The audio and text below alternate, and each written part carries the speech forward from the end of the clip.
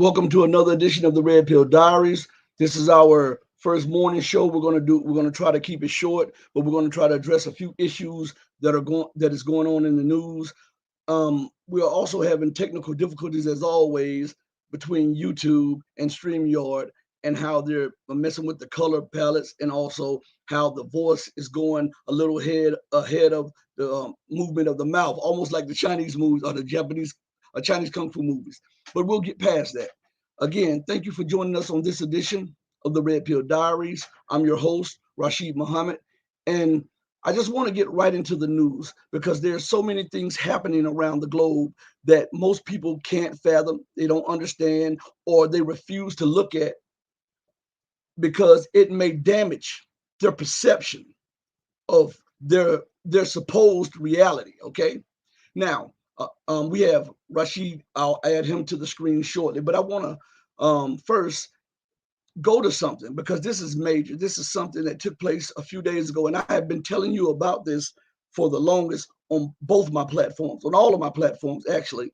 So Sputnik International News, they published an article about 22 hours ago to be exact, and the article says Kaching, PRC reportedly overtakes U.S. as world's wealthiest nation. And I'm going to read a little bit. I just want you to see this, okay? Western economies, the World Bank, the International Monetary Fund, and major global investment banks expect the People's Republic to formally surpass the U.S. to become the world's largest economies by GDP by the late 2020s.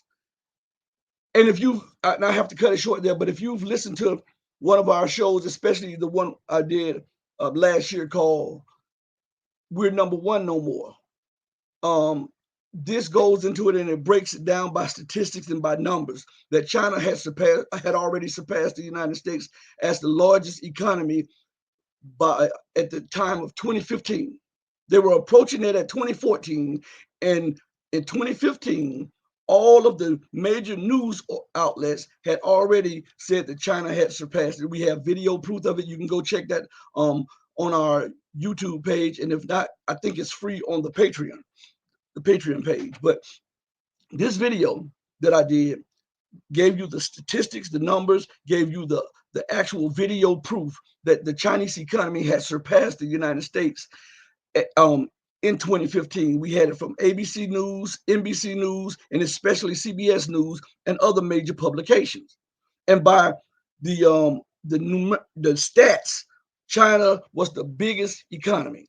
And at the time they were saying just during purchasing power parity, but they had expected China to surpass the United States and overall GDP back then.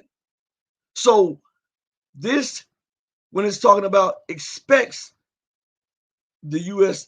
Economy to be overtaken by the People's Republic of China by the late 2020s, is a misnomer. And I believe it is to kind of suppress anger in the American public because Americans and America are arrogant about their position, because as the global hegemon and as the one who issues the global reserve currency, and you have been dominant in every sphere of influence around the globe for the past 40, 50, 60 years, when you started losing all of those positions and you have thought of yourself as the exceptional nation, or the nation that everybody should abide by their laws and their rules, then surely it hits home when reality sets in that you're no longer the world's reserve currency, which is quickly happening now, and that you're no longer the largest economy. So let's read a little further, and I'm going to bring my co-host Rashid on in just a second. Yes, it's Rashid and Rashid. But it says China's GDP is expected to hit 15.6 trillion in 2021, compared to 23.2 trillion for the US. Now, here, we addressed these numbers in the show last year about the true economic numbers. And believe me, that what they're reporting now is different from what they've reported then, to try to make you believe that America is still number one. Now, I'm going to bring up some of this stuff shortly, But I want you to understand that in 2007 and in 2009, they were telling us that America, her unfunded liabilities were roughly no less than $222 trillion in 2007 and 2009. I have the proof, I have the video proof, and I have the articles that prove it. And they were telling us that the global debt crisis was into the hundreds of trillions of dollars, right? Now, when they were saying that back then, and we look now, they're telling us that the economy, the world economy is $100 trillion. They're telling us that the global debt crisis will reach $100+ trillion. How does this square up with reports earlier? See, you have to follow the paper. You have to follow the trail that they laid out before economically, or they will mislead you.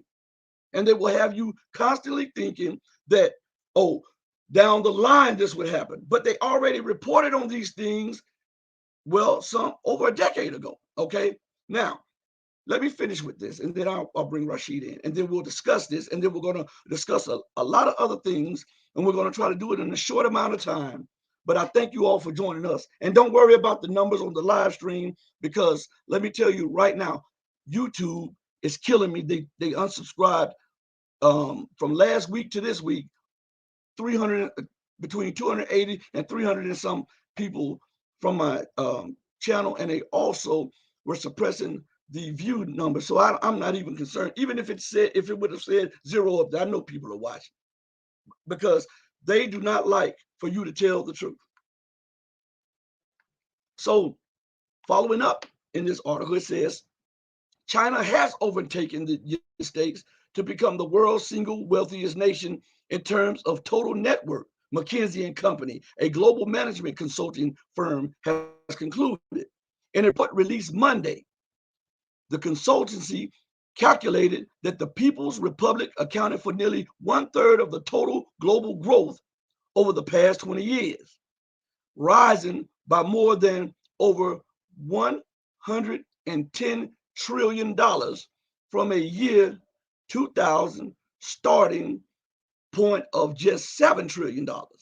The report, which measures net worth accumulated by 10 countries according to over 60% of the global GDP, calculated that the US posted a smaller but also impressive $45 trillion in net worth, doubling the figure posted in the year 2000.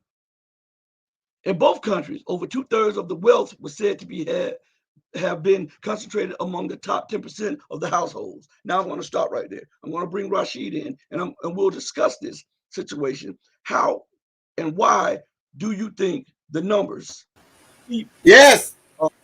Yes. How and why do you think the numbers keep changing for everybody? This is a question to Rashid. How do you think, and why do you think that the economic numbers continue to change to try to keep America as the #1 economy and the #1 nation globally? That's for you, Rashid. Brother, can you hear me? Go ahead. Can you hear me? Yes, I hear you fine. It's hold on a second, brother. I got my grandchildren here. Okay, Yeah, that's understandable. they can have something. He just bust through the door on me. That's understandable. Okay, y'all go out, and I'll be with you in a minute. Okay, now, brother, can you repeat the question? Why do you think that people who do numbers constantly revise these numbers to make it as though the United States is still the #1 economic power, and the United States is still ahead of China, and the United States still holds the sway that it once has? Now, when you answer this, take your time. What it is he still want to be #1. He can't let anybody know that he's fallen. In his mind, it's like the boss that of the slave master for the plantation. You see, you cannot let anybody know that you're crumbling because you lose control. And that's what that is. He's on top. He want to remain on top, and everybody got to come up under him. What the messenger said, even when he falls, he's not going to let us know. He's not going to let us know what's coming on his heels. That's what that is. He don't want to let everyone know that his day is done. Mm-hmm. Could you elaborate just a little bit more? According to the messenger's teachings, that he can't let anybody know that. He's constantly got to make the world know that he's number one. The white world crumbles after he falls. So it behooves him not to fall, right? It's to keep everybody under his sway. Everybody got to see him as the big man. This is Mr. Big, America. We can run around the world and slap everybody down, and this sanction business. It is beyond belief or comprehension. I'm going to tell you that you can't deal with like Pakistan and China. I mean, Pakistan and India. No, excuse me, Pakistan and Iran. Right next door to each other. America, 10,000 miles, halfway around the world, telling them what they can't. You can't do trade with one another. So we got to go bilateral or swap. One of the main things is when everybody get together and realize that he's not a. It reminds me of Muhammad Sticks newspaper I once seen, where he had this Uncle Sam with this great big old strong man, right? And after they took in the next page, they took Uncle Sam off his legs, and they had some big old strong black man holding him up. And Uncle Sam was a little bitty guy. That's what it is. Yeah. Nobody wants to see his true face. He's really actually a little guy with no power at all. Only power he has is the power to kill you. What the man you say, people follow him is through fear. And this is what's going on. He's got to keep his facade going that he's the biggest thing on the planet. He had basically the reason why they came out of Europe because Europe had nothing, right? Africa and Asia, other parts of the world have all of the natural resources. He have none. So he got to leave away from here and go to other people's lands and conquer them. And this is what the colonial powers set up. They set up his country in their land, other people's land, and rob the people and bring them back to him. It reminds me of our teaching on Santa Claus. That's what Santa Claus did. He went in. Santa Claus really was Nimrod. He went and robbed the countries in North Africa and Asia and brought the gifts back to him for his people. He stole their riches and brought them back to him. And this is what made him everybody worship or lay at the feet of Santa Claus. He went and brought gifts back to him, and that's what this is going on. He's keeping this going of taking other people's treasures and bringing them back to his land, and it makes him be a big man in the world. That's what that fall down because he'll be gone. It'll be the end of his world. Well, just by putting in keywords in Google, as you can see here, I just did it as you were talking, you'll see, and you can scroll down how China has already surpassed America as the #1 trading power to nations. Now, I try to tell people mathematics, you have to use mathematics. I don't care how much you add 2 and 2 up, you will never get 75. You'll never get it. 2 and 2 will always equal 4. Wait a minute, brother. Unless it's some of that new math, like we were talking about another brother. Your math don't add up. But what I don't understand that. Is that the new math they putting out? Because you think about this. If America's debt crisis is just enormous, and remember that China was the only, according to the statistics and according to all of the Western media reporting, that during this so-called pandemic, that China was the only economy that gave positive grew positively at the rate that they grew. All of the Western economies were in decline, and they had to put in all of these stimulus packages, which helped mounting debt grow. Now, if your revenue is lower, but you're spending more and you're borrowing more, and yet you're suffering from a job crisis, you have a trade deficit, you have an internal deficit, and yet your economy is not growing. As a matter of fact, it's in the negative territory. How is it possible for you to grow to 20 something? Now, last year they were saying 22 trillion or 23. Now they're saying 23.6 trillion. How is that possible? Because common sense tells me that that is an impossibility when we use math. As the messenger say, he plays 99.9% tricks on the public daily. He lies. He's a liar. And then when you get upset, well, you told me other than the truth. Yeah, okay. That's what I do. I tell other than I'm a liar. And that's him. He's constantly got a lie. Everything that you think of common sense, like you said, there's no way in the world your revenues go down, but yet still you grow and your economy grow. That's beyond belief. That's another one of his lies. A man that won't. That's how he rules the planet, through tricks and lies. That's what the basis of technology is: tricks and lies.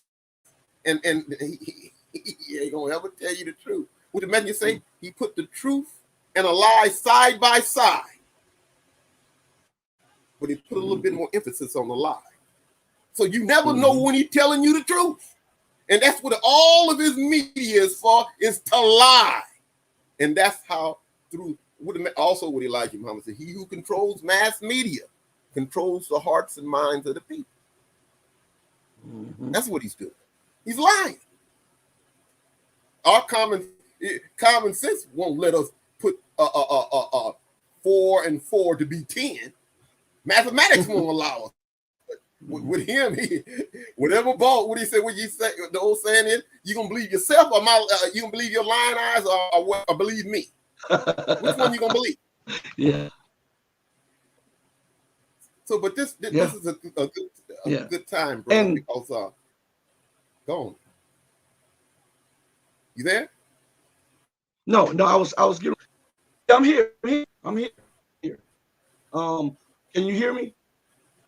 I can hear you fine. Can you hear me? Yes.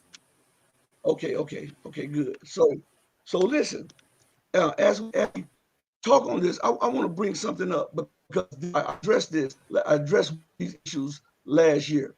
But I advise people to do a Google search about the U.S. and the Chinese economies in the year 2020 concerning COVID. If you do that, you'll come up with them on RT. They did an article specifically about how the Chinese economy had overtaken the United States and how the United States suffered a massive loss. I think about $16 trillion, if it or not.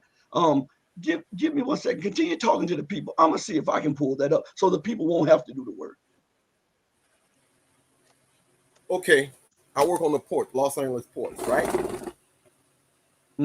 They had people not coming to work for 6 months because they were scared they were gonna get COVID. All that manpower shrunk.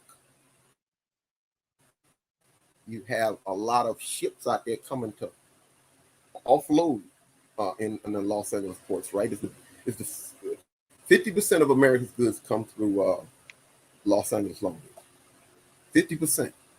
That the other 50% is the other one. I think they said they made offloaded 10 million containers, right? The last year, 10 million. And then you got this guy, this nut governor in Texas and in Florida talking about, bring the chips over here. That's what a politician does.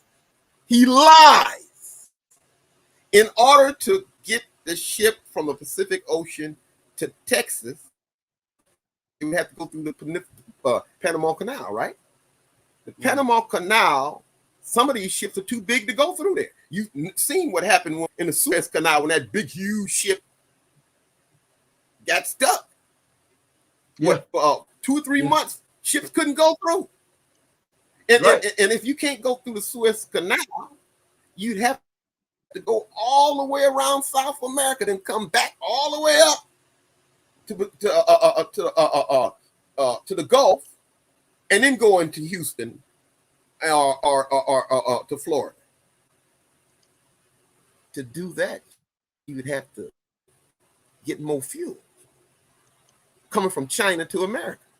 And then once you're off Long Beach, if you got the fuel there, you would have to come into the port to get more fuel and supplies, because the merchant marine people have to get they got to eat and stuff to take long to go around the Horn of South America or to go into Panama Canal. If you're in the port of Los Angeles to get more supplies, then you might as well get all loaded anyway. It's feasibly, you can't do it. It's lies to make their what we call them Joe Lunch Bucket, the rubes of America, think that they got a better way of doing it. There is no better way, right? They're stuck out there. 100 ships are stuck out there waiting to come in. So if you, I had noticed that they had ships out there for 2 weeks. They wasn't working. Normally 3 to 5 days, ships are gone. At the same time, this ship is leaving 3 to 5 days in Los Angeles. In China, there's another ship being offloaded 3 to 5 days.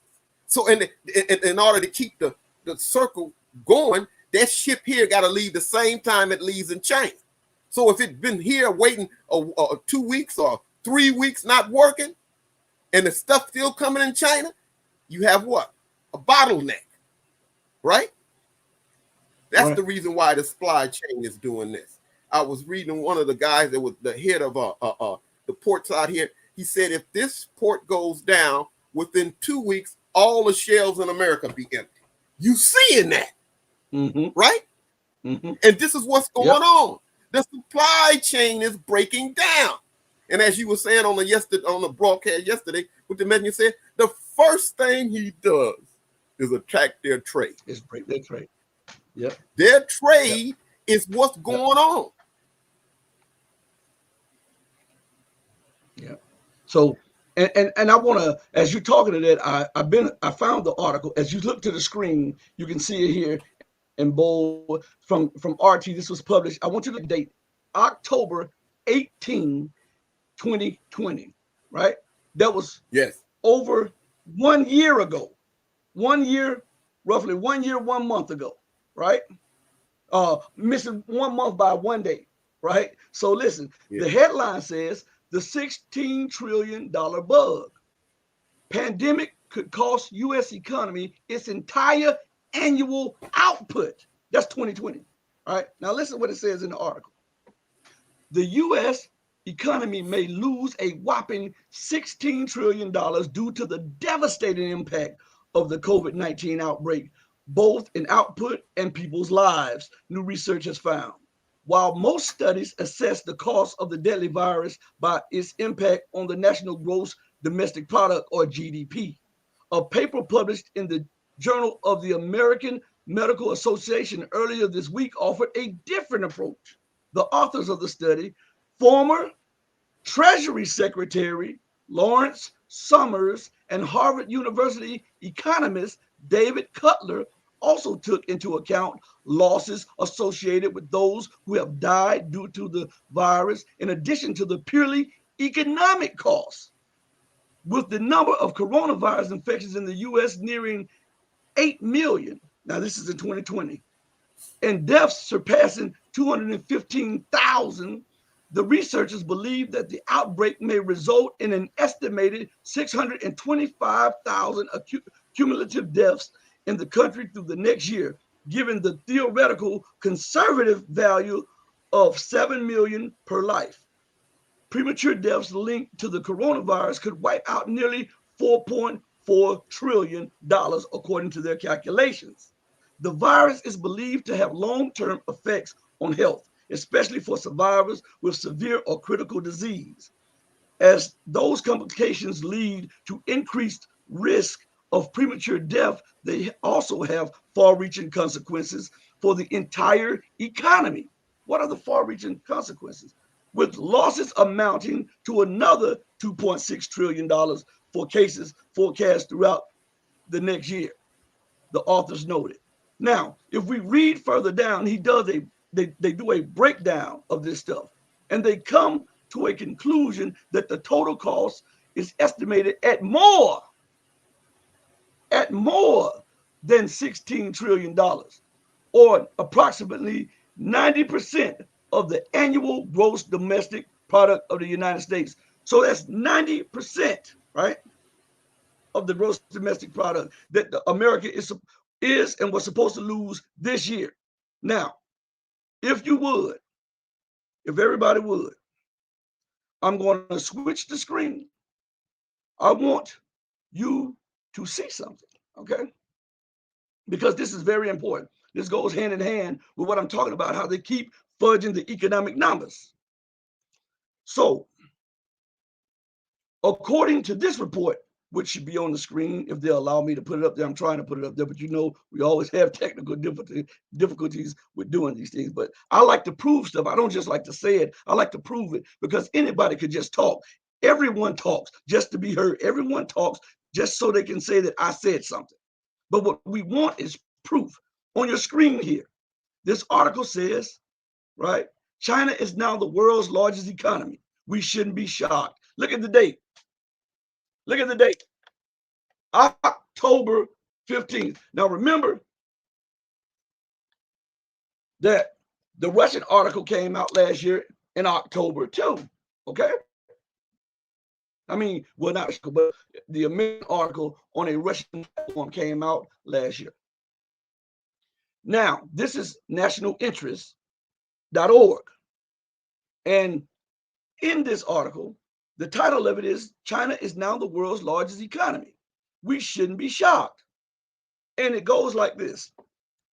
China has now displaced or removed or knocked out of the top spot. That's what that means. The U.S. to become the largest economy in the world, measured by the more refined, meaning the more accurate, right? Or the more accurate measurement, because it says measured by the more refined yardstick. So a more accurate measurement than just saying, oh, we see what America does, they just say, oh, we may earn such and such, but they don't give you the facts behind it, okay? So what this article does is takes the more accepted and the more refined yardstick that they have been taking for decades. And they do an analytical study, and listen to what it says. This is not just because of the national interest. This is the IMF, which is a organization, the International Monetary Fund, which is dominated by the United States interests in the Western world, and the CIA, one of the most mischievous organizations ever created. Listen what it says. Measured by the more refined yardstick that both the IMF and CIA now judge to be the single best metric. So all the other stuff that America is giving you, that's hogwash. Even the IMF and the CIA says that this is the single best metric for comparing national economies. Okay. The IMF report shows that China's economy is 1/6 larger than America's. Okay. I want you to listen to this because this is very important, right? And it gives you the measurements of the economies. The US economy, right, is only 20.8 trillion, according to the more refined, more precise economic measure. And the Chinese economy is 24.2 trillion, right? Now, we'll get into this and we'll read a little more of this. But while we're doing this, let us not forget the article that came out the same year and the same month, because this is very important. This is why I say mathematics. They're trying to tell you that 2 + 2 is 95,000. And I don't care. I call it the smoky math. You know, you remember on Friday, and Friday on Friday, I think they knocked Brother Rashid off. Yeah, I'm Okay, back. you remember on Friday? Okay, you remember on Friday, right? The movie Friday, when Smokey owed money to Big Worm, and he kept counting the same money over and over again, trying to make it seem like it was more money. Well, this is what the American bookkeepers are doing when concerning the economy of the United States. So I pull up proof, I pull up facts to let you know that all is not what it seems. So as this article goes and talks about the size of the economies, I draw attention back to the previous article we read on here and its statement that the U.S. was projected to lose over $16 trillion of its economic output the following year. Well, when they wrote that, they wrote it in the same year, in the same month that this article comes out, right? So what we to expect, even if the U.S. economy is 20.2 trillion, or let's give it the number that America's trying to put out there, 25 or 28 trillion. Even if that, when you subtract, say we're going to give it this, we're going to give it in between. We're going to say $25 trillion the U.S. economy. We're going to give it even more power than China. Okay, just for numbers' sake, just for right now. And I want to show you how the math does not add up from what they're saying. So we're going to use 25 trillion. That's the size of the U.S. economy.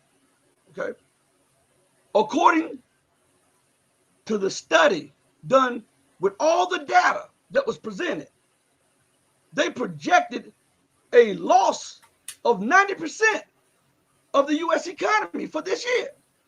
So even if the U.S. economy and its economic output was $25 trillion, right? You take 10 away from that, what does that leave you? That leaves you with 15 trillion, right?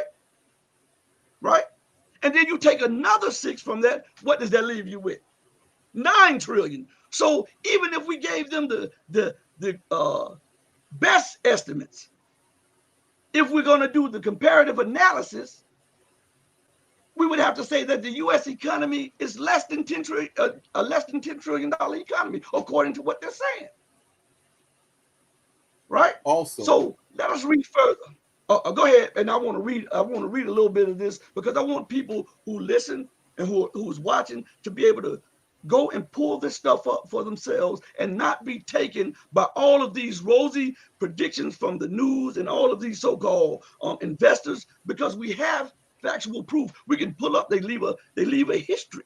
They leave a trail, and all you have to do is follow the trail. Go ahead. also, what you got to understand is with this fiat money of his, it's just not. It's nothing but printed up paper. That's all Right. it is. It's printed up paper. And you talk about economy, the manufacturing part of any country is its base. That's right. Right? And if China make 90% of the goods for the world, I don't care how much of economy you got. If he yank that chain, you ain't gonna have nothing. Right? Right. In the 70s and 80s, his greed caused him to switch his manufacturing base from the American public over to China because it was cheaper. Why should I pay you $20 when I can pay them $2? Right? That's the way he thinks. And sometimes I can even take that $2 down to $1. So I took everything away from the Americans and put everything over there. But China was real. That Chinese man is real smart. Okay, you can do this, but I gotta get 50% of the company, 51% of the company.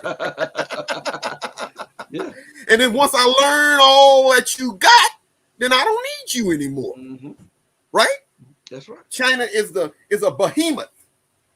They can't be 1.5 billion people working in unison. Right? 1.5 people working in unison. They okay, baby. You cannot Stop them. The American people are 300 million people. That's with every last woman, man, and child, right? So what they can 335 million. You know, he always fudges his numbers. But for this, we're going to give them the rosy estimates that they put out there. When this pandemic started, China locked up 750 million people and told them, don't come outside. Nobody did. In America, if you tell them to do something like that, half the people, the rules will say, too much government. I'm doing it. They won't even allow you to wear a mask in different parts. It's a different society. They work together where you working against yourself. It's no way you can outproduce them. You gonna talk about, I'm gonna charge somebody $20 for that. They come in with $2. Who you think the world gonna do? Take your 20 or his or $2. Mm-hmm. It's the economy and all that. And what's happening today is because of this pandemic happened. Everybody is shipping out empty containers to bring back full containers. Mm-hmm. Nobody want to ship out anything. They got containers just sit out there because we got goods on them. Well, we're gonna let them wait because we want to bring back new containers. What did they say? Before the pandemic happened, to ship a container from America to China was $2,000. Now it's $20,000 and going up. Mm-hmm. And I want to touch on something that you just said before I finish reading this article, because you make an excellent point about the manufacturing base. And I just want to jump on that for a second and remind the people what made America the global hegemon, besides free slave labor and brain. You power. Never can forget that. Free slave labor. That's the number one thing. But after World War II, the mainland of America was barely affected by the World War. And all of the other nations that were considered her peers or her rivals or her equals, they were devastated from the war. So America, economic base. America was the only one to still have her manufacturing base intact. So she was the manufacturer to the world. She produced everything that the world needed and wanted, because they were not in a position to, because they were still recovering from the devastation of World War II. Now, fast forward it to the 1970s, when war criminal Henry Kissinger went over there and struck up a deal with the Chinese. And now the Chinese have the manufacturing capacity.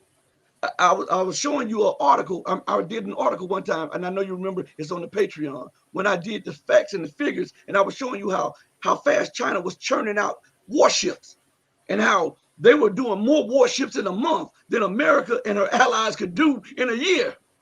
And so we were using the government's numbers. We were using the so-called naval institute's number, the Army's numbers. We were using all of that, and we were putting this out there for the people so that they would understand the seriousness of what is going on. Because without a manufacturing base, say for instance, America goes to war right now with China, as she keeps pushing, she keeps pushing.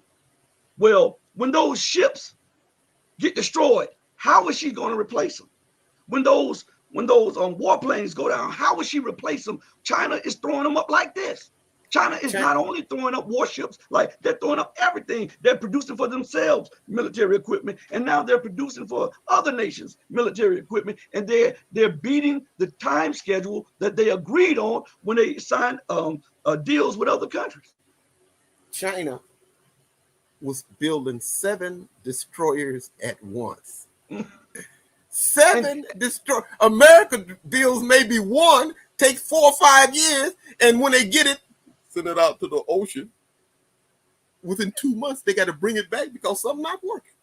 Remember, when they were building the 7 destroyers, they had 2 frigates in the work. They had 3 submarines, and then they had 2 aircraft carriers. They can't be stopped.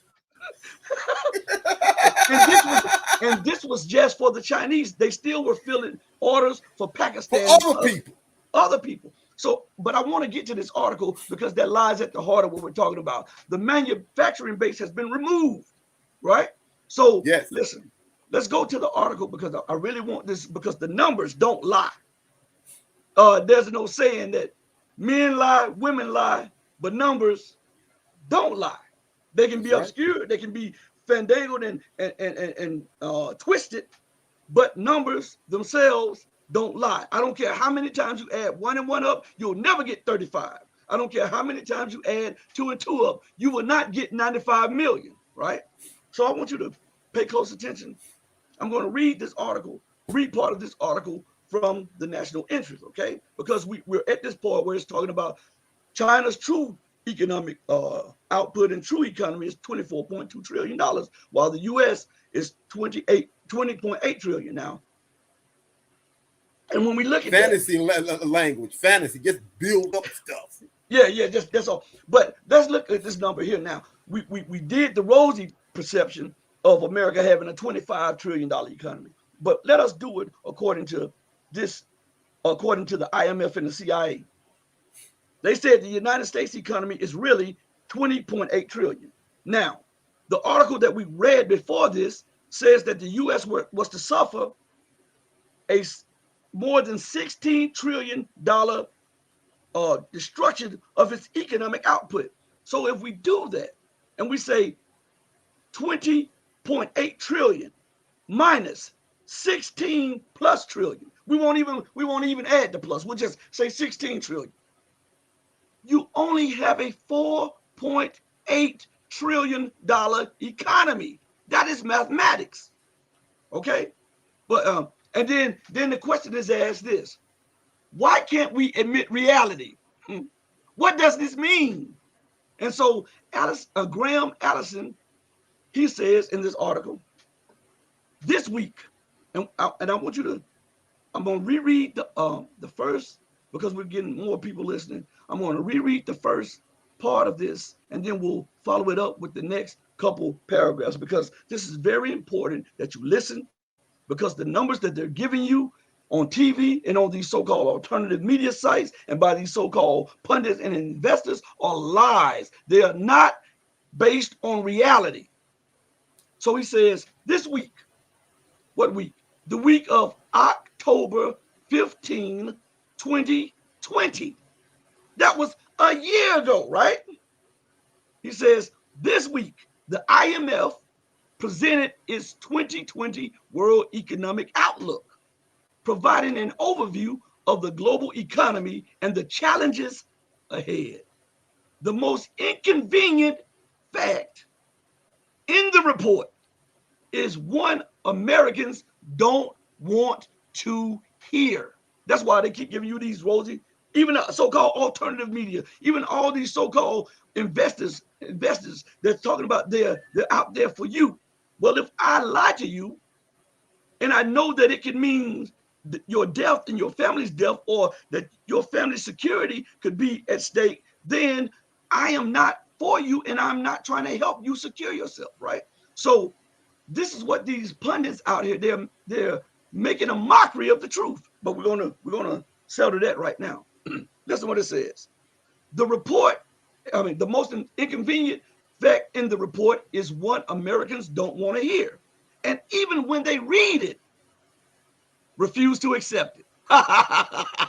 Listen closely. China has now displaced the U.S. to become the world's largest economy in the world. The largest economy in the world. Now, mind you, I told you, and I have the proof, I can put it on the screen, that around 2014 and 2015, China had already overcome the United States and become the largest economy in the world by purchasing power parity. So if we say 2015 or 2014, that's 7 years ago. Or 5 years ago, excuse me.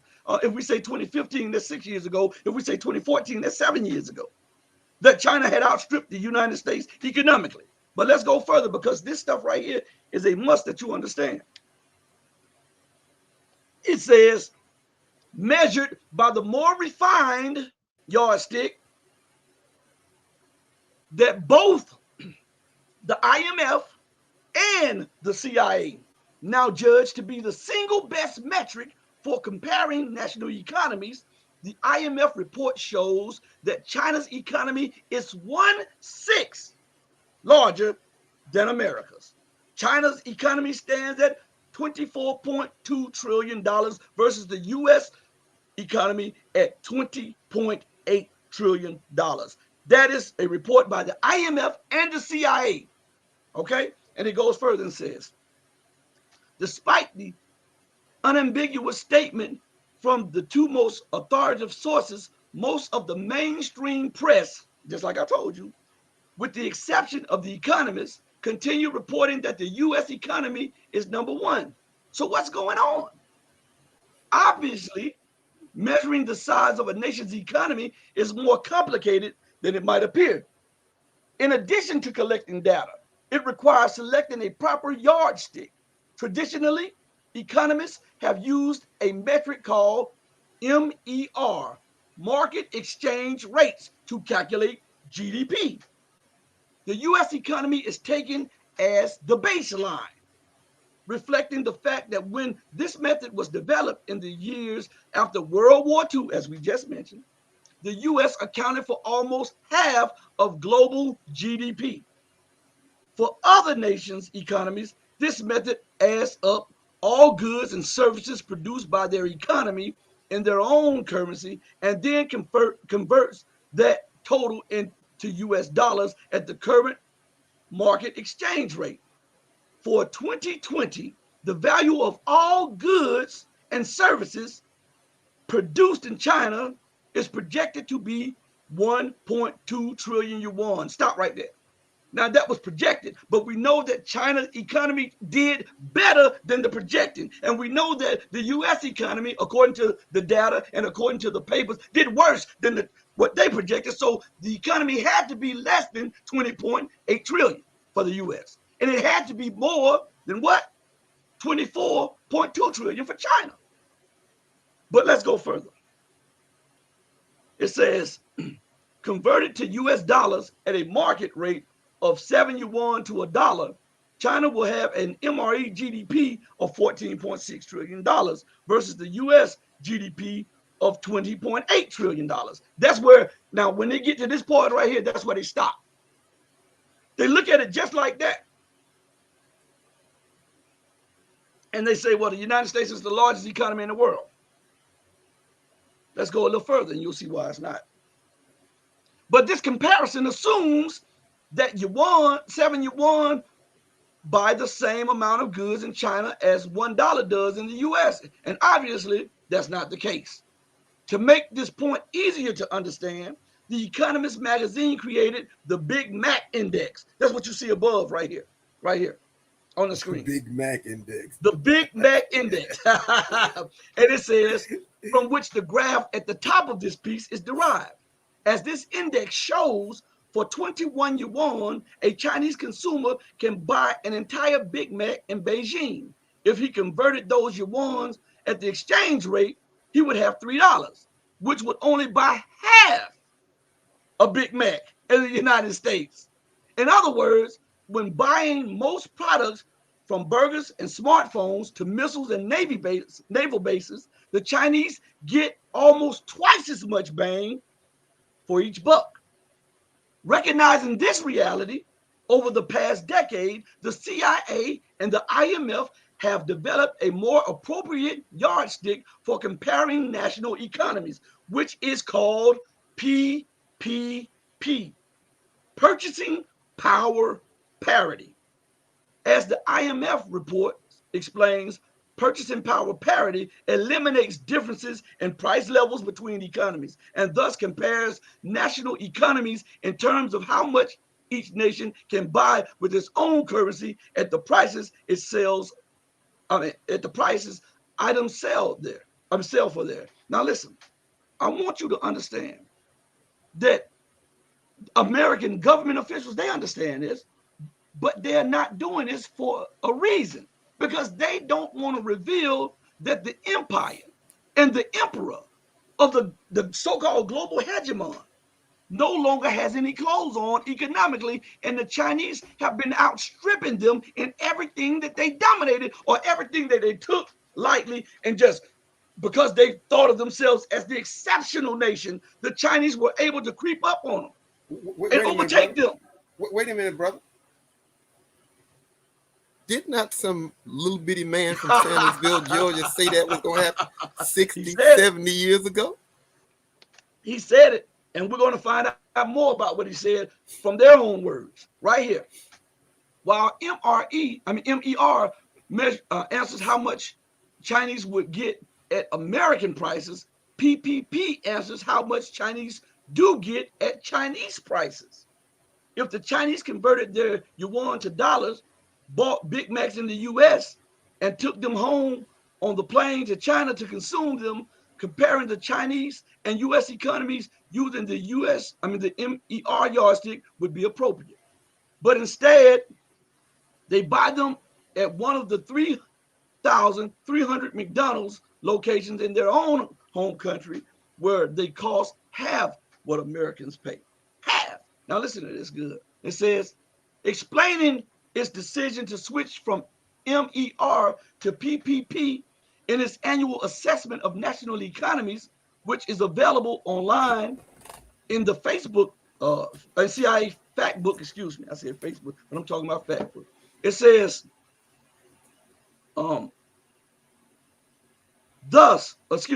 says the CIA noted that GDP at the official exchange rate, meaning MER GDP, substantially understates the actual level of China's output vis-a-vis the rest of the world. Thus, in its view, PPP provides the best available starting point for comparisons of economic strength and well-being between economies. The IMF adds further that market rates are more volatile, and using them can produce quite large swings in aggregate measures of growth, even when growth rates in individual countries are stable. In sum, while the yardstick most Americans are accustomed to still shows that the Chinese economy is 1/3 smaller than the US, when one recognizes the fact that $1 buys nearly twice as much in China than in the US, the Chinese economy today is 1/6 larger than the US economy. So we'll stop right there. So on that note, we are seeing a change in a global structure. This is why the United States, this is why Great Britain, this is why you hear the so-called the Secretary General of the North Atlantic Terror Organization, NATO, constantly are focusing on China. This is why the new theater of operation, right, is the new theater operation is the Asia Pacific, or they try to rename it the Indo-Pacific. But it's the Asian Pacific area where they're trying to hem in China to prevent, and they openly state this, to prevent China's breakout capacity. They openly state this. And they want China to sign military agreements and economic agreements that are detriment to its national security and to its economic prominence, which is insane. That, you know what that is like? That is like you and I running a race, right? And you've been the best person at this race for the longest because you knew how to cheat. But as I grew up into my own strength, I started lapping you and lapping you. And you say, no, that's not fair. What I want you to do is tie some weights around your ankle, right? And I want you to run with 80-pound weights around your ankle around the track against me. And that'll make it more fairer. Do you see the insanity? I'm telling you, this is insanity. Or either you will do the distance. I run a mile and you run 100 yards. And then we'll see who winning. And so by those measurements, the United States was able to look at herself as the economic dominant power. She was able to look at herself as the military dominant power. She was able to look at herself with the most influence. She called herself the wealthiest nation ever in the history of the world. That's what she calls herself. I'm so wealthy, I'm exceptional. Yeah, that's what the rules don't apply to me. That it apply to everybody else. Nature is different for me because I'm exceptional. I'm exceptional. And that's arrogance. What it is imperial hubris. They have become drunk on the propaganda that they once spewed to everybody else. And so now, as they wake up to the reality that now China has the 5 largest banks in the world, China now has the largest currency reserves in the world. And unofficially, China has the largest silver and gold reserves in the world. China now is trading with over 100 countries individually using the yuan. China is now, it built the BRI, the Belt and Road Initiative, which will be the single most powerful economic instrument to lift people out of poverty.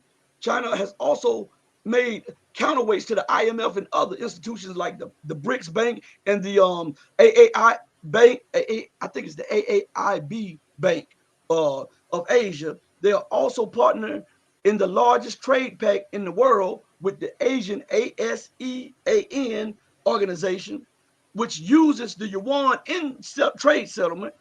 They have the largest manufacturing capacity in the world.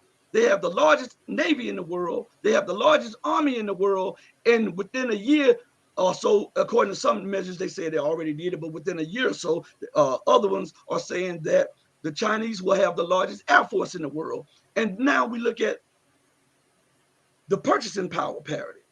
This means that China has now surpassed America economically. She has already become South America's largest trade partner. She's supplanted the United States as Africa's largest trading partner. She's Australia's largest trading partner. She's India's largest trading partner. She's Saudi Arabia's largest trading partner. She's the Middle East's largest trading partner. She's Asia's largest trading partner. She is now overtaking America for, I think, 2 or 3 years running as Europe's largest trading partner. And oh, guess what? She's America's largest trading partner. So she has put herself now on a level that the Western world, i.e., a white exceptionalism, does not like.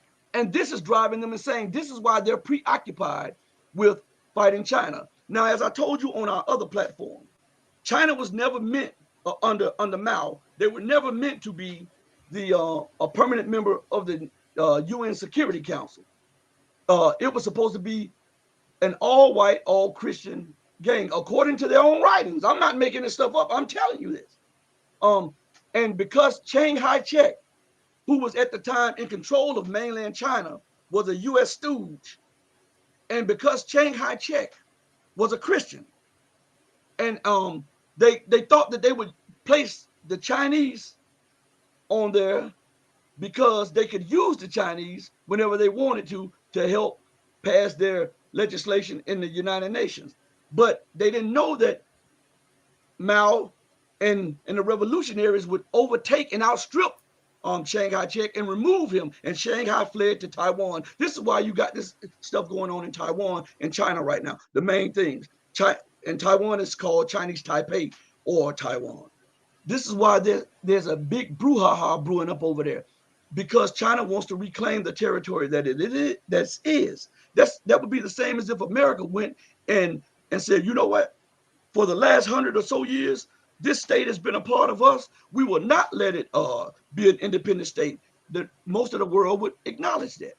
Why isn't most of the world acknowledging what China is saying? It is because of racism. Listen to me good. Racism lies at the core of this, because they had no problem with Germany becoming an economic powerhouse. Because remember, at one time, the United States had the largest economy and Germany was number 2. They had no problem with that. They had no problem with Japan becoming the 2nd largest economy until Japan numbers was looking like they were going to outstrip the U.S. And then the United States sabotaged the Japanese economy and imploded it. Even though the Japanese at the time were stooges and pawns of the U.S. But when they look at the Chinese, they see an independent authority outside of the Western sphere of influence. And the Chinese are not white. France is okay. England is okay. Right? America is okay. But when it comes, they would even allow, they even said, you know what? Because China is rising so fast, Russia is no longer our number 1 enemy. Why? Why is Russia no longer the #1 enemy when Russia has the largest stockpile of nuclear weapons on the planet? What they want to do is bribe Western Europe to go and be friends with Russia now. Yes. We'll allow you to come back now. You're white now. You come on back. Just don't let them Chinese rise. That's right. And this is, like I said, the core of this is racism and arrogance and as Rashid pointed out, white exceptionalism. This is the part that continues to be left out because it's an inconvenient truth. But we're going to get to this because I want to play a few clips, and Rashid, you might have to listen to it because you're on the live with me. For you to hear it, you might have to listen to it through your other phone, so that I don't have to stop the stream and try to figure out if it's playing. Go on. I want to get into it now.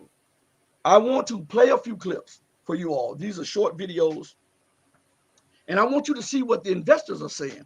This video I've had, I looked at the interview and I cut out a short piece of the interview, and I want you to see it. But before I show any interviews or any clips of interviews, let me first show this little 15-second clip because I don't want YouTube to give me another mark. I don't want to suspend the channel again because you know how hard it is for me to get the channel. They had even erased the entire channel, took it out of the search engine. So I don't want any of that. Okay, so I'm going to put up this headliner here, and I want you to hear it. I'm gonna mute you for a second, Rashid, because I'm getting blowback from you. So I'm gonna mute you 1 second. So I'm going to play this little clip. It's an exclaimer, and for anybody to use clips, you have to have this disclaimer so that they don't sanction you or give strikes against you. Okay, so let's look here.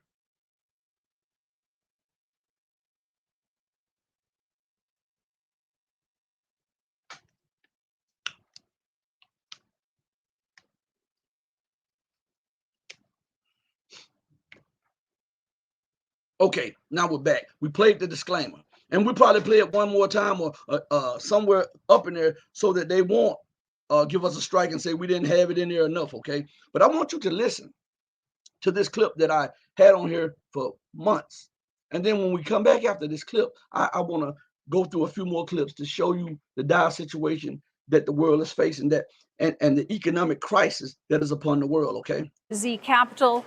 Yaron, great to have you with us here. Thanks for having me on.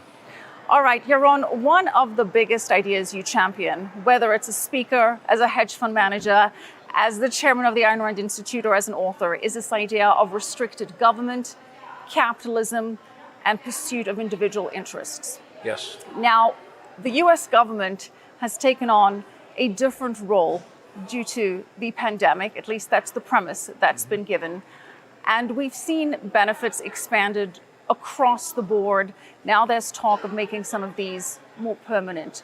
What does this signal to you about the direction that the US economy is headed into? It's very scary. Not only have we seen a massive expansion in government spending, in government programs, in the dependence of people on government, we saw lockdowns. Who would have thought that the American government could lock down its citizens for months and months, not just to flatten the curve of hospitals, but because some bureaucrat has decided that, he knows better how you and I should live. So generally, I think what COVID has provided us with information about is the fact that the American people are willing to behave like sheep when the government dictates what they should and shouldn't do. And also that the government is willing to take on these massive powers. So I think economically, we're seeing the U.S. move slowly but systematically towards bankruptcy, towards bankruptcy? Well, who's going to pay this debt? There's no way to pay this debt back. If this debt leads to inflation, interest rates will go up, and the national debt will be unmanageable because our government raises raises bonds short term.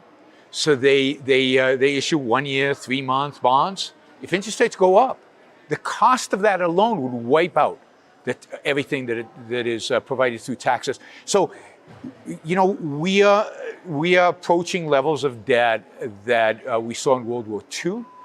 But in World War II, right after the war, we ran surpluses. So we paid it all back. Nobody's going to run a surplus today. Politically, that's impossible. They're just talking about spending more and spending more and spending more and raising the debt even to new heights. So that scares me. But what really scares me is the fact that the American people now view themselves as completely dependent on government, right? We had lockdowns. So what's the solution? We'll give you a check to stay home. We shut down businesses. What's the solution? We'll give you a check to stay open. Everything now depends on government, and that is destroying the sense of entrepreneurship, the sense of individualism that Americans have, and that's scary culturally. So what we have here is something that I've been telling you. The Fed is bluffing the world. The Fed is continuing to say, I'm going to raise interest rates. Soon we'll do this and we'll do that.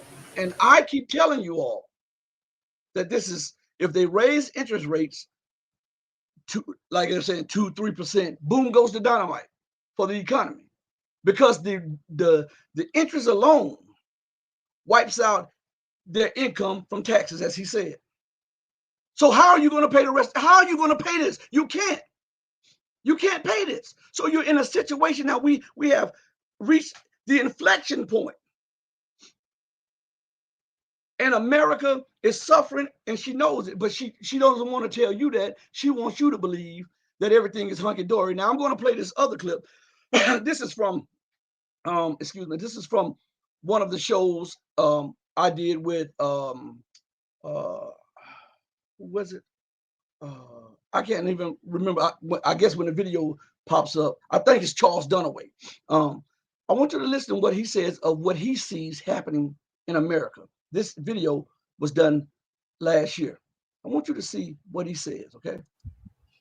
So as we tumble towards an economic collapse and meltdown, how do you see that playing out in the streets, especially in this environment in America, with, like I said, with the race divide, the wealth divide, the corruption in politics, the haves are being treated different from the have-nots, the meltdown in people's security, whether they're able to pay bills or whether they're able to get medicine or whether they're able to eat.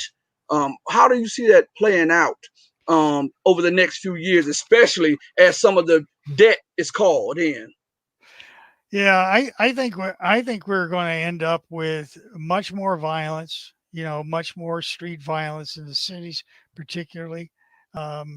Because that's the combination of the economic, impoverishment of the people, and racism, and a militaristic police, and all this other stuff. I mean, we're just asking for trouble. We're building a fire under the pot, and thinking it'll never boil, but it will.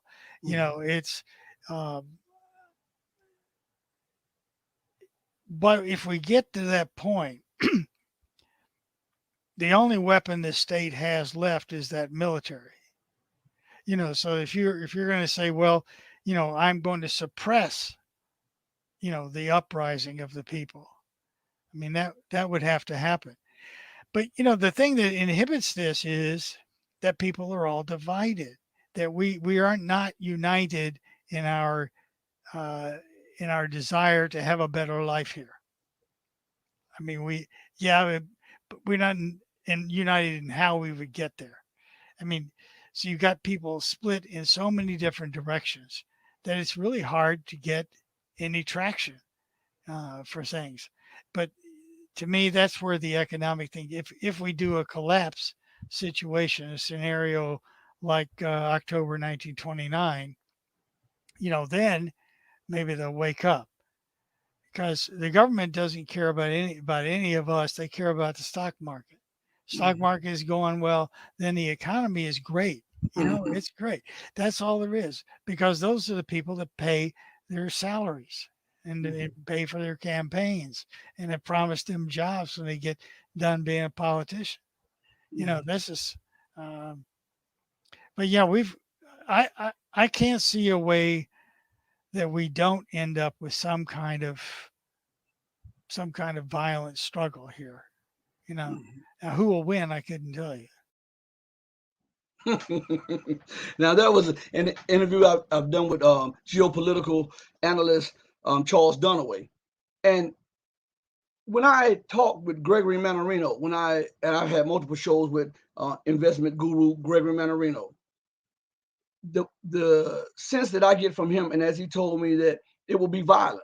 This what's going on as the collapse continue on, and as it continues to be exacerbated and continues to build or snowball. It will the people will just there will be a massive loss of life, and things will never ever ever ever be the same. He uses a phrase that I often use, and I've been using since 2009. That when this thing happens and it's in your face, it will be biblical.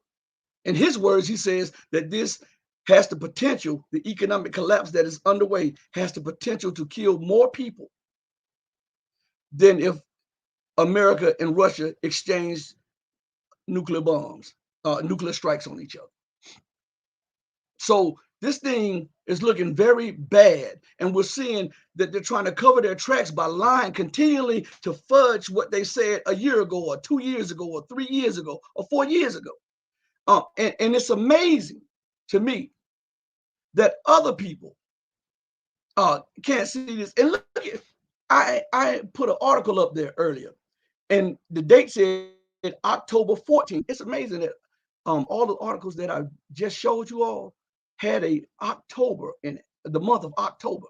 It's amazing. But October 8th, the headline was China surpasses U.S. as world's largest economy based on key measure. What key measure? The same key measure that the CIA and the International Monetary Fund adopted because it was a more accurate representation of the economic prowess of nations.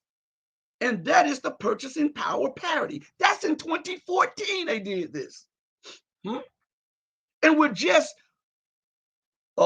swimming through the rubbish trying to figure out when China will surpass the U.S., when we have all of the signs and all of the proof that they had already done it. But you hear the Chinese say, well, we're still the number 2 economy.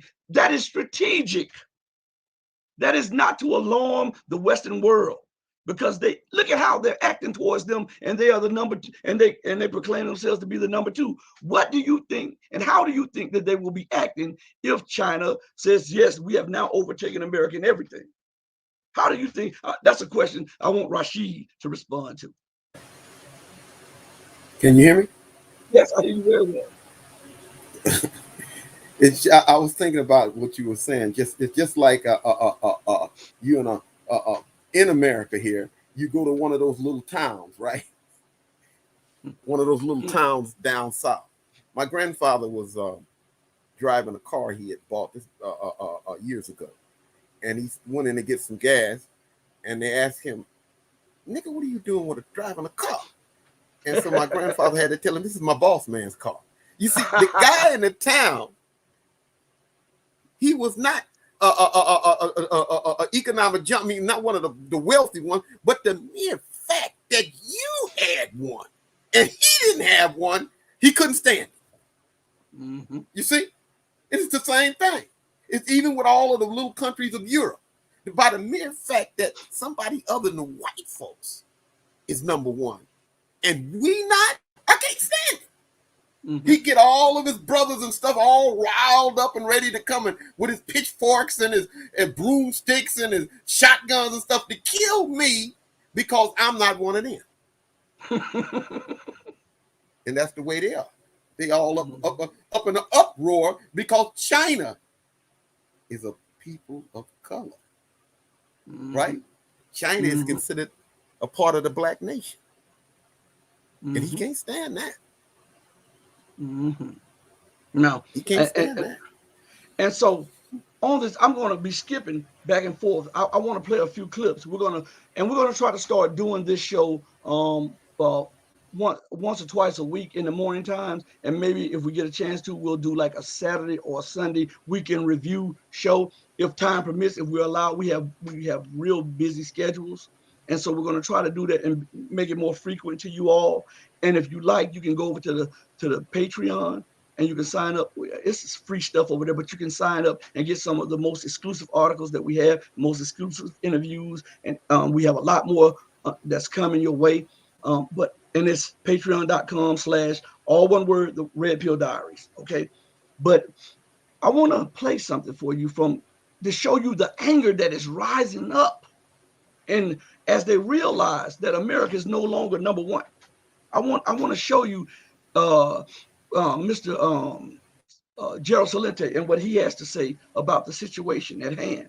So pay close attention. And remember, I already played the disclaimer, but I'm gonna do it one more time to make sure. All right.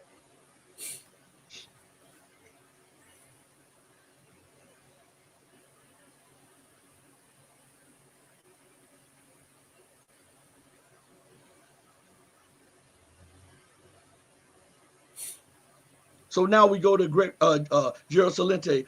I want you to see what he has to say about the situation. All right. Game is rigged. The game is rigged. George Carlin used to say it. It's one big club and you ain't in it. Right. So the market should have crashed how long ago? I mean, here you go through businesses are closed down. Terrible recession. Hey, the markets keep going up. Markets keep going up. Oh, let's keep putting out more cheap money. Oh, look at that one over there. That's the head of the ECB now. Christine Lagarde was the head of the IMF, the International Mafia, a monetary fund. And now she's over here saying, oh, you just had what? Inflation rates in Europe just hit a 13-year high. But don't worry about it. We're going to keep buying up corporate and government bonds and keeping interest rates into negative territory. And in the United States, what are they buying? Was it $120 billion a month worth of bonds and junk bonds? Buying up corporate bonds? Wait a minute. That's not capitalism. That's what Mussolini called fascism, the merger of state and corporate powers. It's not capitalism. It's gone. Mm. And so knowing that when we see the vaccine mandates by the government, and we see that these corporation execs are making, what is it, $6,000 a minute or an hour or something off the profits of the vaccines. And then we see that America continues to try to impose her will on the economy and impose her will on things that are supposed to be corporate and non-government. That is fascism. That's America. That's not so-called democracy. Go ahead. Who is it? The largest stockholder, and what is it? It's Fauci. What is it? Pfizer. Yeah, he's the largest stockholder. By all, everybody got to get the shot now. Everybody got to get the shot, Yeah. And he's secretly behind counting his money. Yeah, yeah. Isn't that fascism? That's fascism. Isn't that exactly what Gerald Salente just said? Yes, that is. And we see that all throughout these policies that are being made by the U.S. But I want to digress from that for a minute, because I plead that it has always been somewhat fascist, because America has always been somewhat fascist, because if you have a lobbying platform of corporations that pay for influence in the government, and then the government passes bills that were influenced or designed for the benefit of corporations, that's fascism. And let's tell the truth. It's bribery. That's what it is. that crap, put that crap in there, a lobbying. He bribing you. Yes. I'm going to give you a certain amount of money to do what I want you to do. Yes. That's all it is. It's woven into the fabric of America. In the Civil War, they was doing that. Prior to that, back to the colonial days, they were doing that. Bribery is American as apple pie. And that's what we see. And I'm playing these videos for you so that you can hear these people in the know and what they think and how angry they are and what they see happening to a place that they had grown to love, a place that they had profited off of, a place that they believed would endure forever. And now they're waking up to a reality that the clothes have been pulled off, and that America is not that woman that you thought she was. She's a man. Not that now. shining city on the hill. She's a harlot, and everybody says, "Oh God, take her away." So I want you to look. I'm going to play another one. I'm trying to get a few because I see the time, and I'm gonna try to get as many as I can in for you so that you can look at this. And I would advise you to have your family to look at this also, and also subscribe on the YouTube page. Hit the bell icon to be notified when videos come out and when live streams happen. Please subscribe because they continue to suppress our numbers constantly. Okay, but I want you to listen to Mr. Gerald Celente and his take on what's going on. Okay, pay close attention. Well, talking about Europe, where's the government to intervene with the increasing energy prices, where people don't even know if they can afford to heat their houses this winter in Europe with the rising costs over there? So, Gerald, like you said, at the end of the day, who pays the consequences?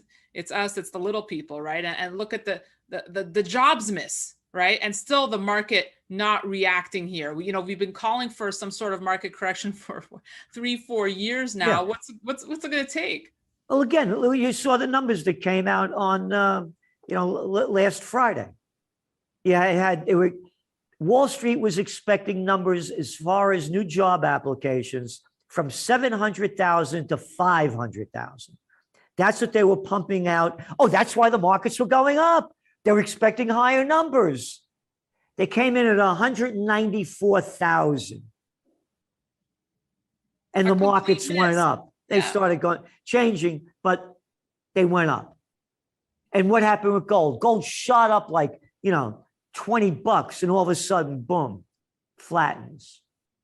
So, I mean, wait a minute. You said 194,000 jobs were created. They were saying, on average, 600,000 would be created. Where's the economy going? This economy is going way down, and prices are going way up. Look at oil prices now. You're looking at Brent crude over $82 a barrel. 12-year high. And why do you think that so many people aren't going back to work? It's very simple. Do you want to work at Dollar General to make $11.50 an hour, or Walmart, or any of these other places? So when people had all this time off, they're saying, why am I doing this? This is no life for me.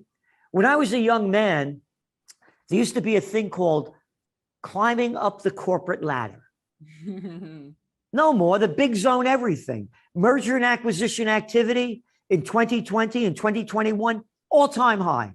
All-time high. All this cheap money coming in, they're buying up everything. You name the sector. Oh, housing prices? And what is it about? The average about $350,000 for an average house? Oh, you're making $12, $13, $14, $15, $16, $17 an hour? What are you going to do? The best I could probably do is rent. But guess what? Blackstone, all these other private equity groups buying up homes. You can rent them out from us. The bigs own everything. The small business has been destroyed. Hey, I'm your senator. I'm your governor. I'm your mayor. You're non-essential. You're just a little piece of crap. But Walmart's, hey, now that's essential. And by the way, no social distancing, no nothing. You could do anything you want over there. Just spend your money. But you mom and pop and everybody else close down because I get paid off by them. Morons and imbeciles call it campaign contributions. Bribery. That's exactly what we were just addressing. And we're going to, do you see the anger in him? Do you see the disappointment in him that his society that he grew to love, the nation that he thought so highly of? What do they say? I want my country back. I want my country back. So this is what we're watching. And because when you look at this, the anger that's rising up in the midst, remember that? Because they're thinking about the freedom and the privileges that they used to have. And Isn't that the words of the message?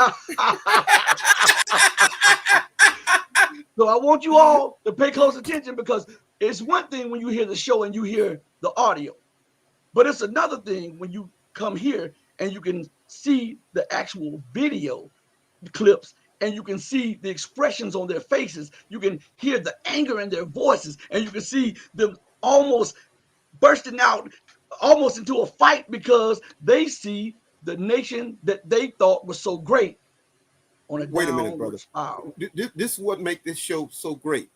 We're steeped in Elijah Muhammad's teaching. Most of our people have forgot about it, don't want to hear about it, don't want to even think about it. But we know what the messenger said would come. So when all of these things happen to us, we ain't shocked. Like I sent you to deal with Spike Lee talking about last night about the two killings of the black people and the young white boy in Wisconsin taking a high-powered rifle and shooting people in broad daylight and gonna get off. Now we would have been shot just a couple of Negroes got a high-powered rifle. The police would have came and shot us and not run around talking about let's go and see you have a nice day. But Spike Lee and the rest of these people are shocked. I'm shocked that it's happening. It ain't shocking. It's not a surprise to us because the Honorable Elijah Muhammad had already told us what's coming. We see this, and we have the messenger's mind behind it. Nobody else is out there is doing this. That's right. Nobody. They want to they want to expunge Elijah Muhammad from history. But as the messenger says, you may hate me today, but one day soon I see a day coming when you're gonna love me. If you listen to what he told you, he's the Rosetta Stone for the future. That's right. What Allah told him would happen back in the 30s is happening today. If you want to be able to maneuver yourself through the fall of America, you better have you some Elijah Muhammad behind you. What the messenger say? Cherish these articles. One day they may save your life. Or Brother Saladin used to tell me, say, brother, burn them on that Rolodex upstairs, so that if you don't have them in front of you, you can always pull them up in that It Rolodex shouldn't be in no book or something. When you see these things, it should be right here, because somebody can take away your books and stuff. Yep. But if you have it up here, they can't take it away from you. Yep. And we're going to continue playing a few things. I know the time is about to go over, but give us a little bit more of your time, because I want to play at least 2 or 3 more video clips to show you where we are. All right. And then in the next episode of this show, we'll go more into depth on whatever news that's out there that's big. But we want to show you this stuff that is happening so that you can see that you are not looking for something in the future. You are actually living in the fall of America. This is the fall of America. And then it's happening real time. It's real time. So I just want to, now I'm going to go to the next clip. I want you to pay close attention to what he's saying about the situation. Gerald, you said the corporate ladder made me think of something, because you're right. Those were conversations that used to happen once upon a time. But now when it comes to exit strategies and financial freedom, it's like, which is the next crypto token that perhaps could lead me to that freedom? Isn't it interesting how that discourse has completely changed? Again, yes. Here, when I was a young guy, they had drugstores, grocery stores, hardware stores. Now we have hardware chains, grocery chains, drug chains, one after another, Hannaford's. They did away with the Robinson-Patman Act, Sherman Antitrust Act, Clayton Antitrust Act, and then in the banking system, the Glass-Steagall Act. When I was a young guy, they did not allow interstate banking. That little peanut guy, the peanut brain, the guy with cojones, the peanut cojones boy, Jimmy Carter was the one that started deregulated the air. When I was a young guy flying in the 70s, first class, used to roll down a roast. Did you want roast or lobster thermidor? Yeah, there were 150 airlines in America. They deregulated it. Now what do we got? 4 airlines running everything. Same thing with the banking system. He did away with the usury laws and started allowing interstate banking. They did away with, again, the Robinson-Patman Act, Sherman Antitrust Act, and then Bill Clinton doing away with the Glass-Steagall Act. Interest rates are going up. Do you think they care that interest rates are going up? No, we raised the prices of everything. You think they're going to be able to raise those rates, Gerald? They're going to have to. They're raising them around the world. They're going to have to. Look, Jerome Powell was lying for several months saying it was temporary. Right. They're not stupid. These are high-level crime gangs. They know exactly what's going on. They kept lying about it, and now they're saying, well, looks like we're going to have to. Look, they don't want to, because they know when they raise interest rates, they stop that monetary methadone from going into for the money junkies. Right, but that's why I'm saying I'm surprised you think they will have to. They'll have to. And I think they're going to do, when they have to, they're going to do what they did when Volcker did it under Reagan. They do it earlier on, bring the economy has to go, they got to stop the inflation. And then what they do is they start lowering them again, lowering again before the election. And that's what they did with Reagan. And then you had the 1987 stock market crash. So they may be doing it for that. I don't know, but they're going to have to. As you see all over the world, they're raising rates, except places like Turkey, where you got that guy Erdogan in charge. And what do you have now? According to some of the data, the inflation rate is at what? 40%? 40%? But stay right there. Don't comment. I'm going to play another clip from him, okay? So everybody, just be patient with me. Ask you this, because I had a lot of emails last time you were on, when you told us the story of you calling up the bank, and I said, man, I wish I was on part of that phone call, and you said, I want my cash out of the bank. The people out there want to know, what did Gerald do with the cash? Where did he convert it? I convert it to gold. There's your answer, guys. Gold. I've been buying gold. I just bought more gold when it was at, I think it was like 17, 14, about a week and a half, 2 weeks ago. I still believe in gold. I believe in gold more than anything. I started buying cryptocurrencies in 2017. So I play that, but I'm also playing the other one. I believe in gold more than anything. Yeah, it's been around for centuries and it's not going to go anywhere. And when this thing goes down, why are gold prices going down? Because they say they're going to raise interest rates. Why are they raising interest rates? Oh, because inflation's going up. Oh, that's right. Inflation's going up. They're going to raise interest rates. What's that going to do with the economy? It'll crash the economy. When the economy crashes, what happened with gold when the panic of 08 hit? That's why I'm going gold.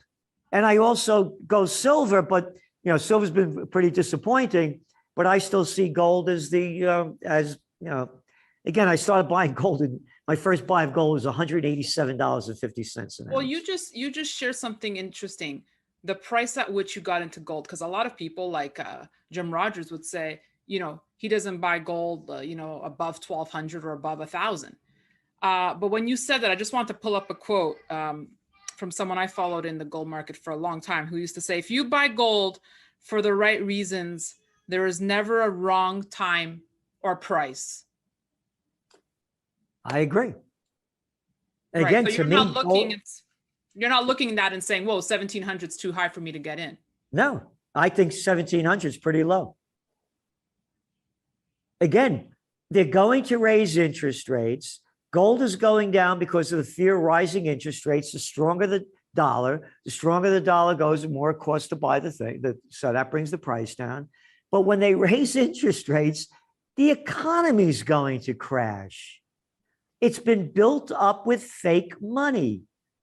What are the banks borrowing at? 0.35%? Oh, go back to that everybody loves, that Jimmy Carter. Oh, yeah, they borrow at 0.35%. But because of you, they could charge me what? 27% on my credit card?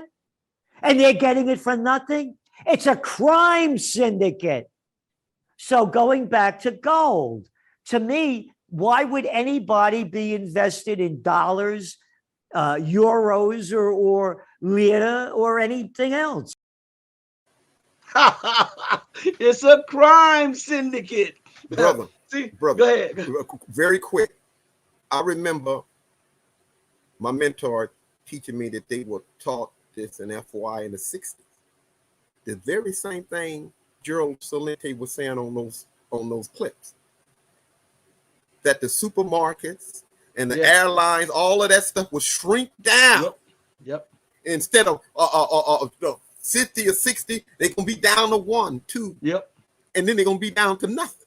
Yep. It is happening exactly the way Master Farad Muhammad told the Honorable Elijah Muhammad what it would do. It's happening exactly. You got to be a fool not to be believing in Elijah Muhammad if you're a black man in this day and time.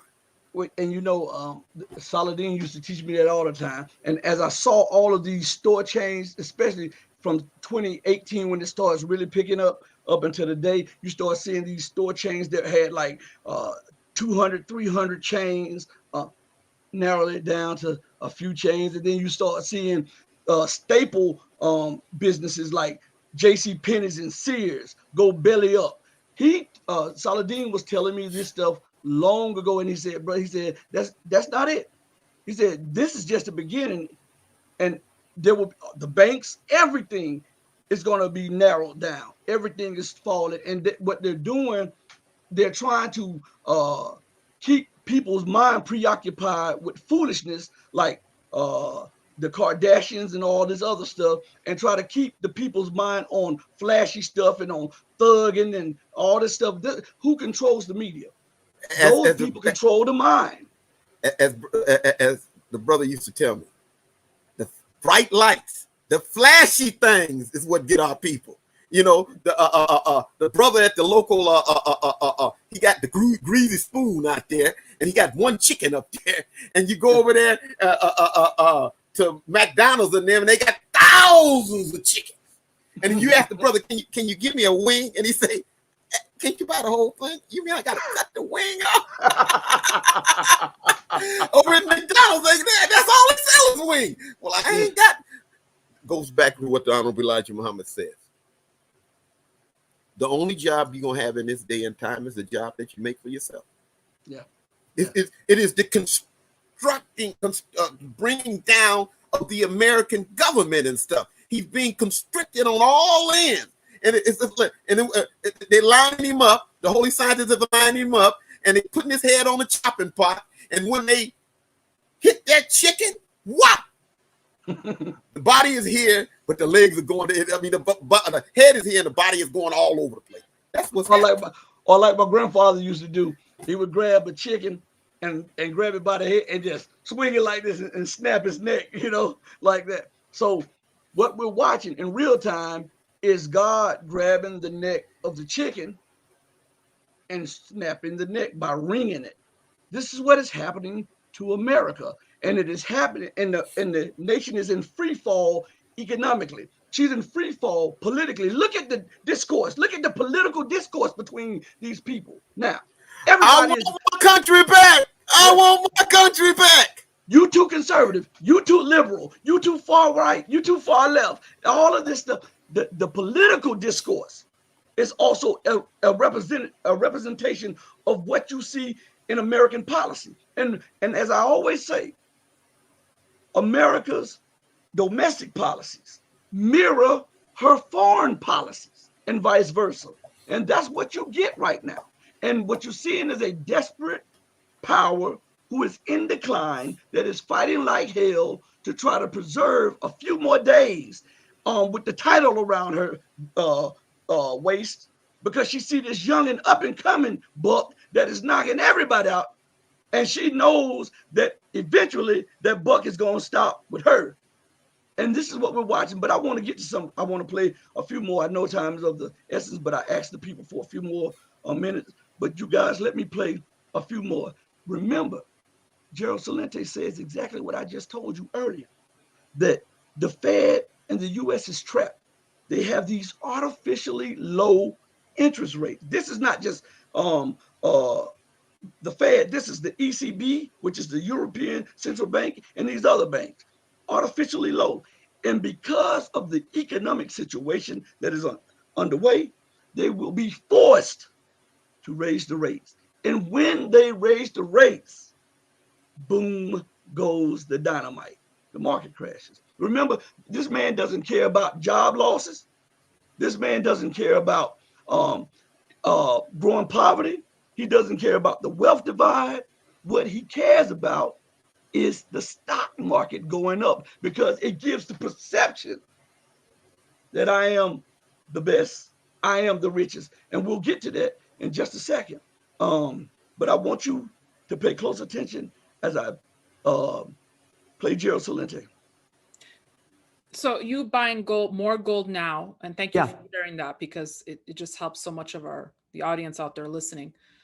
You buying more gold now, is Gerald Celente preparing for a coming higher interest rate environment, which ultimately you feel will lead to a massive market correction? Am I summing that up correctly? Yes. Even though the prices may go down again, you know, I don't care. I buy gold long term. And I just keep putting it away, putting it away, putting it away, putting it away, putting it away. And you look over the years. You look over the years. You know, I don't buy it and sell it. I don't trade the markets. I buy the physical, send it away, put it away.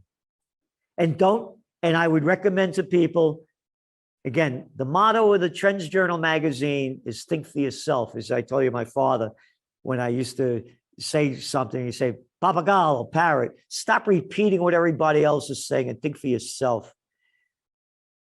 Look what the FBI just did out there in California, raiding all those people's safety deposit boxes in banks. Look what just happened. They'll do the same thing. I tell what happened when on 9/11, USA Today used to run my top headlines every year. And the one for 2001 was, 2001 won't be our year, Trendseer says. I warned that a wave of anti-Americanism was sweeping the globe and Americans wouldn't be safe at home or abroad. You could look it up.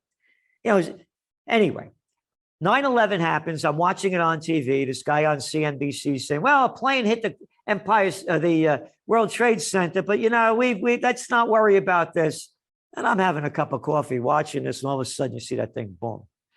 I called my girlfriend up at the time. I'm living in Rhinebeck, and she was in Tivoli, just north of here. And I said, Marie-Pierre, she was French. Her brother, Francois, was the left shoulder of Jacques Chirac in Mitterrand. I said, Marie-Pierre, plane just hit the World Trade Center. Get your money out of the bank. I called up the bank. I forgot the bank in those days. I had CDs. Remember, you used to get interest rates? I called them up. I said, I want my CDs transferred, cashed out, and sent to the bank in Rhinebeck. I'm sorry, Mr. Celente. Wall Street is closed. We can't transfer your CDs or cash them out. Next thing I did, in those days, I had my money in safety deposit box, the gold. The planes they're saying are going down the Hudson River, and I know this area really well. I remember when they built Indian Point and the nuclear power plant. I said, if they hit that thing, there's going to be chaos like we've never seen before. I had my guns, gold, and a getaway plan. And my getaway plan, because if that hit that, there would be chaos like we've never seen, was to go to Canada. And in those days, they had maps. So I was going to take the back routes because I knew they'd shut down the major highways. And I go to Canada. If it were Canada, I could go anywhere. And I had my guns, gold, and a getaway plan. So everybody was going nuts. I planned ahead. Right. And that's what I tell people. Plan for the worst. Yeah. If the worst doesn't happen, you lose nothing. If the worst happens and you're not prepared, you lose everything. And I'm saying to people, again, do what you want to do, prepare for the worst, because we are living under conditions that you could have never invented in January 2020. You're right. You're absolutely right.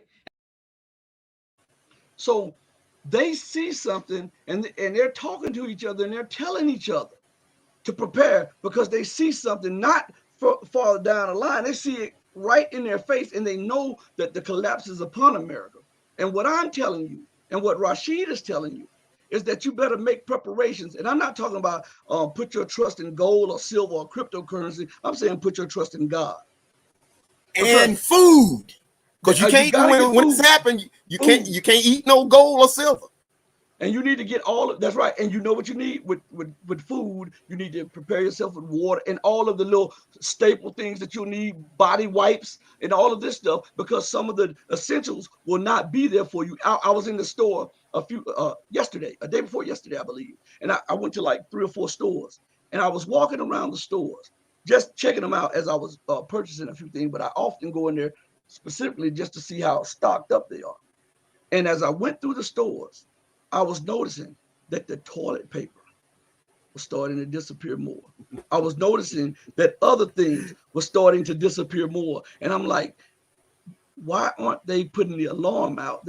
Because mind you, I go to the store almost every day, and I go there and I watch what's going on there. Even if I'm taking my daughter and my son, I'll go there, and then if I'm not going in the store, I'll tell them, I say, be mindful. Tell me what's going on in there, and tell me if they're which aisles and stuff are empty. And they'll come back, Dad, that whole area over on the other side of this store, it was gone, and they haven't stocked it up since last week. Remember when we came last week? It's still empty. So something is going on in the supply chain, and Rashid is positioned better to tell you than I am about the supply chain, because he works at the largest and the most important port in America. You got 100 ships out there. Some of those ships, the larger ones, can hold 20,000 containers. I didn't say 2,000. I said 20,000. And they're on a supply chain, right? I mean, it takes 3 to 5 days to unload 20,000 containers. They get them out. They got a massive way they go at it.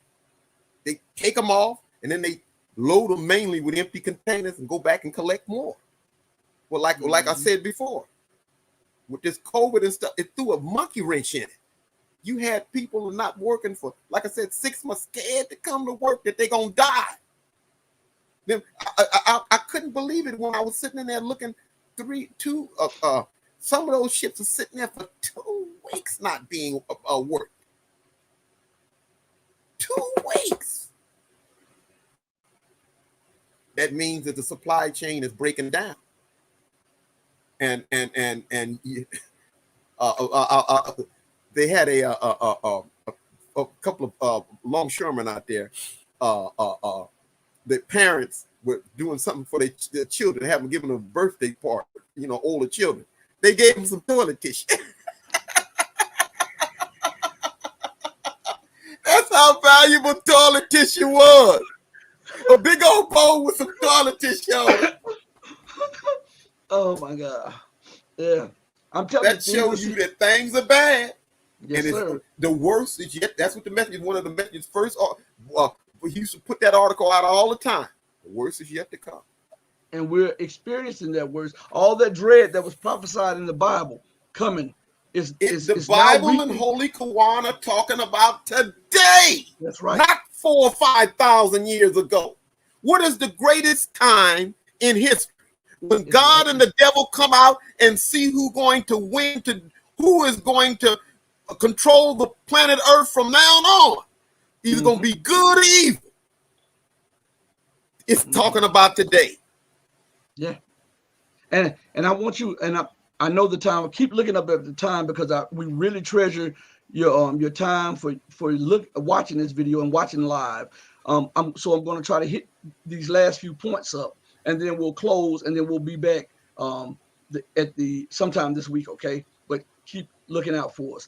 But I want you to pay attention to this, or what Gerald Celente says, and this, in a nutshell, tells us what's driving America mad and what's driving her policy, and why we see her in the current state that she's in politically and economically and geopolitically. It's very important. I want you to listen to this. And when I look at these interviews and stuff that other people give, I go through them with a fine-tooth comb, and I say, oh, he said such and such, admitted such and such. And that's how I do these things, because there's something very important. When I show you a video When you, there is something very important in the video. When I play an audio for you that's transcribed from the video, there's something very important for you to understand in there.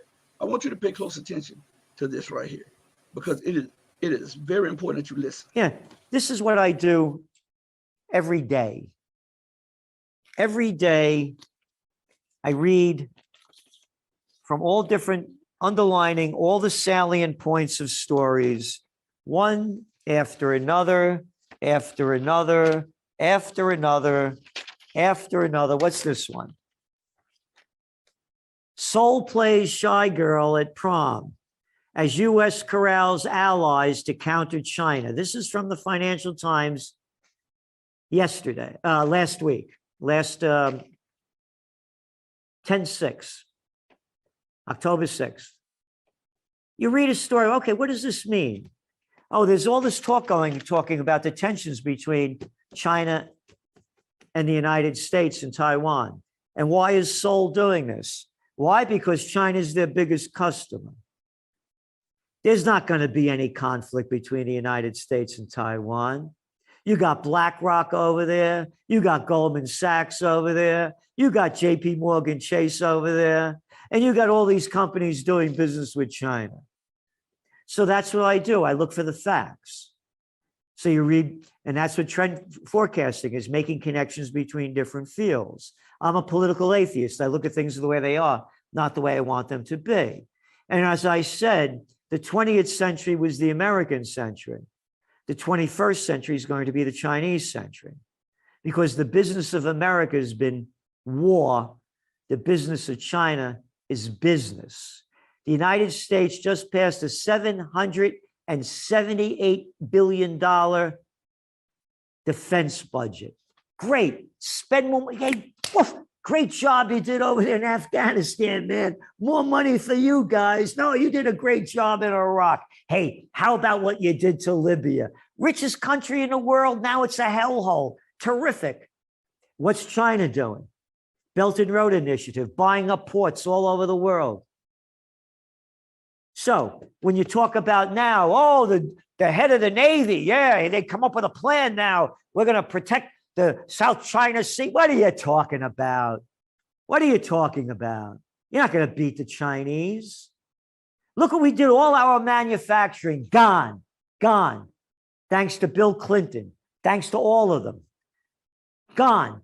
And now, oh, there's supply shortages. Oh, and now you have to worry about shipping, bringing things in.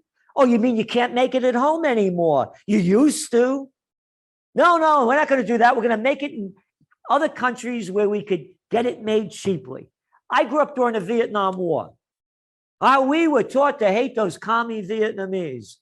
All the Americans that died, the 3 million plus that they killed over in Vietnam. Hey, yeah, but now it's okay. It's a commie country, but we could get the stuff made there cheap. So keep it going. And again, I'm not against Vietnam. I'm disgusted what happened, the Americans did to them. But I'm just making the point of the hypocrisy and saying it's a crime syndicate in charge. So he says America can't beat China. Now, some things that he said, he brought up Libya, a point that I often bring up on the other platform, and how Libya was supposed to play a part in the fall of America. And you hear what he said, they destroyed the wealthiest nation and one of the wealthiest nations on earth.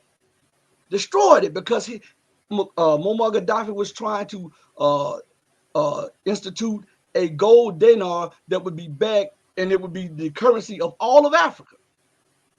And Hillary Clinton, Barack Obama, and the rest of them not only overthrew this man, but they sodomized him, tortured him, and killed him because he wanted an independent Africa, or he did not want a central bank, a Western central bank running the show in Libya. Look at the situation over there. And Libya is a reflection of how she's doing in Syria, because Syria does not have a central bank and they want to install one there.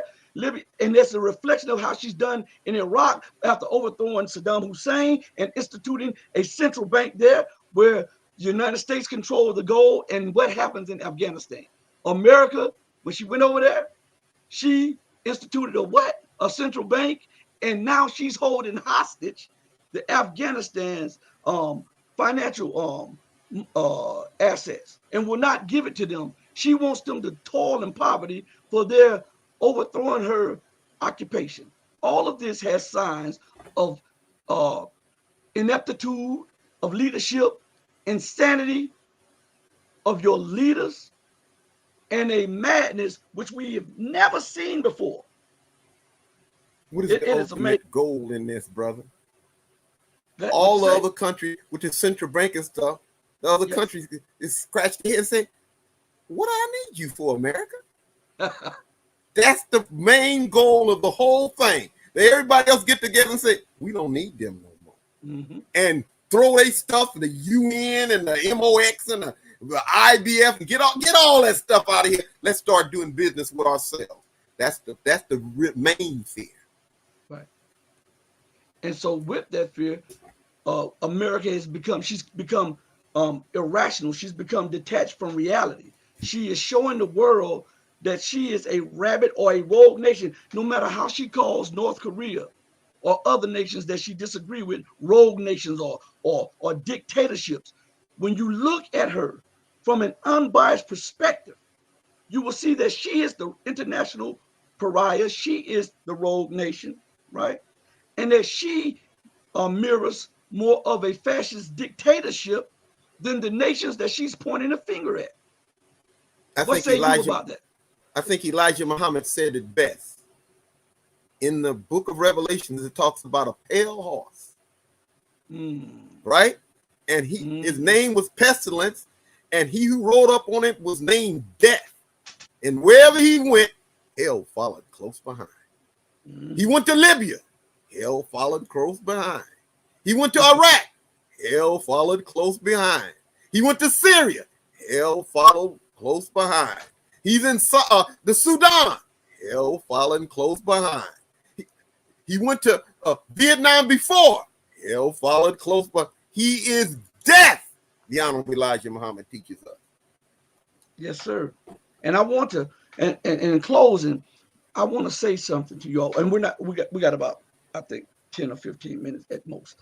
But I want to say, with America suffering so many plagues at home, with her military being stretched so thin all across the globe, with her suffering rejection from the nations of earth and more alliances that are being built outside of American and Western influence and domination,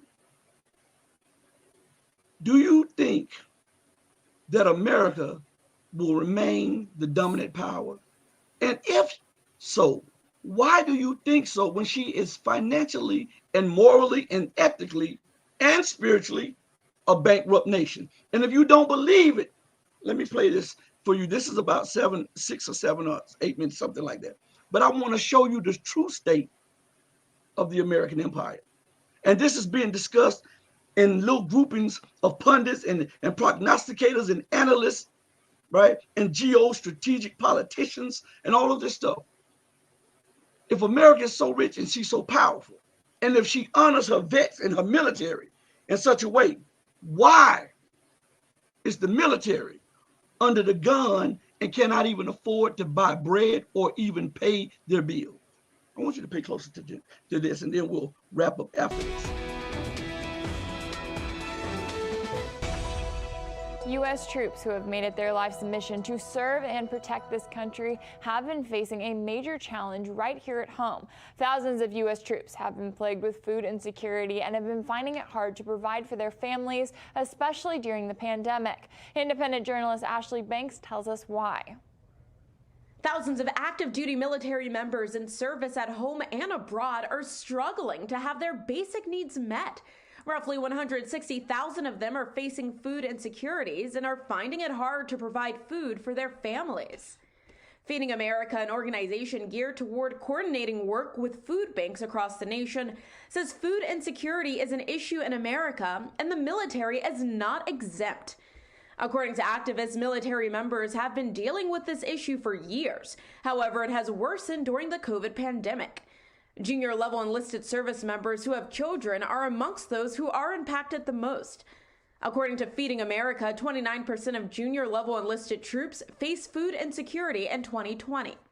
This is due in part to their low salaries and their frequent relocations, which makes it hard for their non-military spouses to find steady work. Another underlying issue is an agriculture department's rule stopping families in need from being able to access the government assistance program called SNAP, which provides food stamps for low-income families.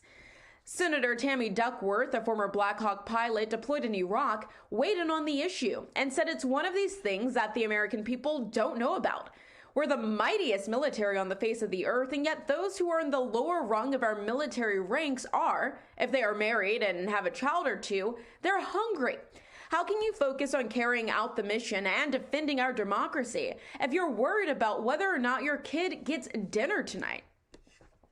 At this time, Congress is aiming to find avenues to combat the food insecurity issue. Recently, Senator Duckworth sponsored a bill called Basic Needs Allowance, which would allocate funds to military families across the nation who are in desperate need of food and other household items. Reporting in Washington, Ashley Banks. And joining me now to discuss is Tyrell Ventura, host of Watching the Talks. Now, Tyrell, the biggest question that comes out of all of this is how is it possible that so many military families are battling long-term food insecurity in the nation that not only has the largest military on the earth, but also spends the most on its military by far? I mean, why haven't we seen more action taken by the government so far? Because we don't spend money in the military on the soldier. We generally spend money in the military on the bombs or on the higher-ups and on the big ticket items, or, you know, throwing money at Lockheed Martin or Raytheon or one of the big defense contractors of the military-industrial complex. Very little of that money actually sees its way down to the soldier unless it's the technology they're carrying that allows them to kill better on the battlefield. And the real truth of this problem is that, look, at the end of the day, whether you like it or not, the military only wants one person. That's the soldier that signed up. The military ultimately doesn't care about that soldier's family or that soldier's kids. Why? Because they only need what they can get out of that one soldier. That's the real truth of it. So, yeah, they're going to pay you a salary, but do they care if you can feed your wife or your kids or your husband or your kids off that salary? No, because they only care about you and what you can do for them at the end of the day.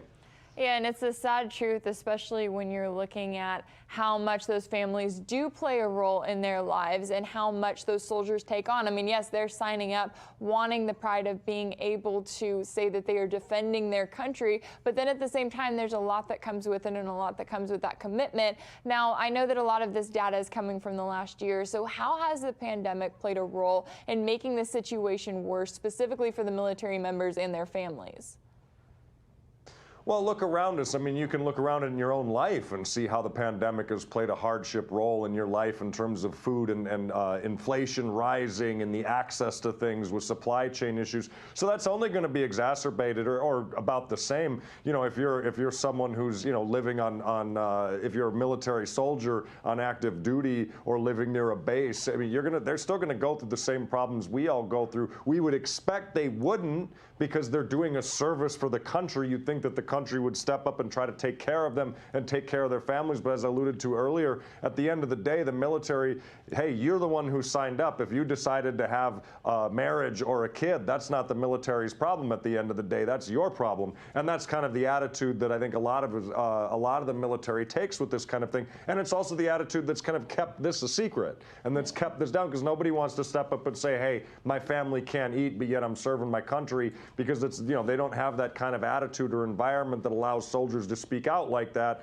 or allow them to feel confident or and invigorated to speak out about their issues and their problems. The military doesn't breed that kind of thing, especially when you're talking about these soldiers who are, you know, low ranking, you know, E1, E4. That's the bottom of the barrel when it comes to rank in the U.S. military. Yeah, and certainly I know for a lot of them, they may be thinking, hey, this is just a temporary problem. I'm going to keep working and keep trying to get a higher rank to then I won't have to deal with this. But I mean, still, we're talking about food insecurity, one of the most basic aspects of their daily lives. You would think that more would be done, or that at least more would be done for those soldiers when it comes to their families. Now, What are the long-term impacts here? I mean, we're talking about the families that are struggling, but we're also talking about the prospective recruits who are looking at possibly joining the military. Is this likely to keep people from joining if they already have a family, or they're looking at having a family because they're concerned that they may not be able to survive as the course of the military is right now? Well, throughout U.S. history, at least recent U.S. history, that's what was a lot of the times the great outlet for a lot of people across this country, young people across this country who, look around and say, you know what, I don't have the same prospects that my rich friends down the road down the road from me have. So you know what, I'm going to join the military because I know they'll provide for me, they'll provide for my family. Maybe there's a GI Bill, I can go to college. But now if they're looking around saying, boy, if I accidentally get pregnant while I'm there, or if I get married, or if I already have kids, and I know that at my low rank when I enter, the military can't provide for my family, it can only provide for me, I might not take that route. So I think long term, I think that's a great question and observation on your end, Rachel. Long term, this is going to be a huge problem for recruitment, because look, people are still going to want a family. They're still going to want kids regardless of what job they're doing, whether it's serving their country or working at an auto store. And at the end of the day, if they can say, you know what, this job over here is going to be able to provide for my family better than the U.S. military, they're not going to go into the U.S. military, because at the end of the day, you're not going to go and serve somebody that, let's also not forget, they're also going to look at long term and say, we barely take care of our veterans after they get out. We have to rely on private companies and charities to take care of our veterans, not our own government. So when they really step back and say, ooh, do I really want to serve? Are they really taking care of me? They're not taking care of me when I come in at a low rank, and now they're not going to take care of me when I exit as a veteran. I don't know if I want that career path. I don't know if I want to go do that and serve my country. And so I think you're going to see recruitment down because of it, without a doubt. Right, and that's an excellent point, and it'll certainly be interesting to see if the military steps up and tries to at least help those who are facing their most basic needs and struggling after they signed up for the U.S. military. Tyrell Ventura, thank you so much for your time and insight on this one.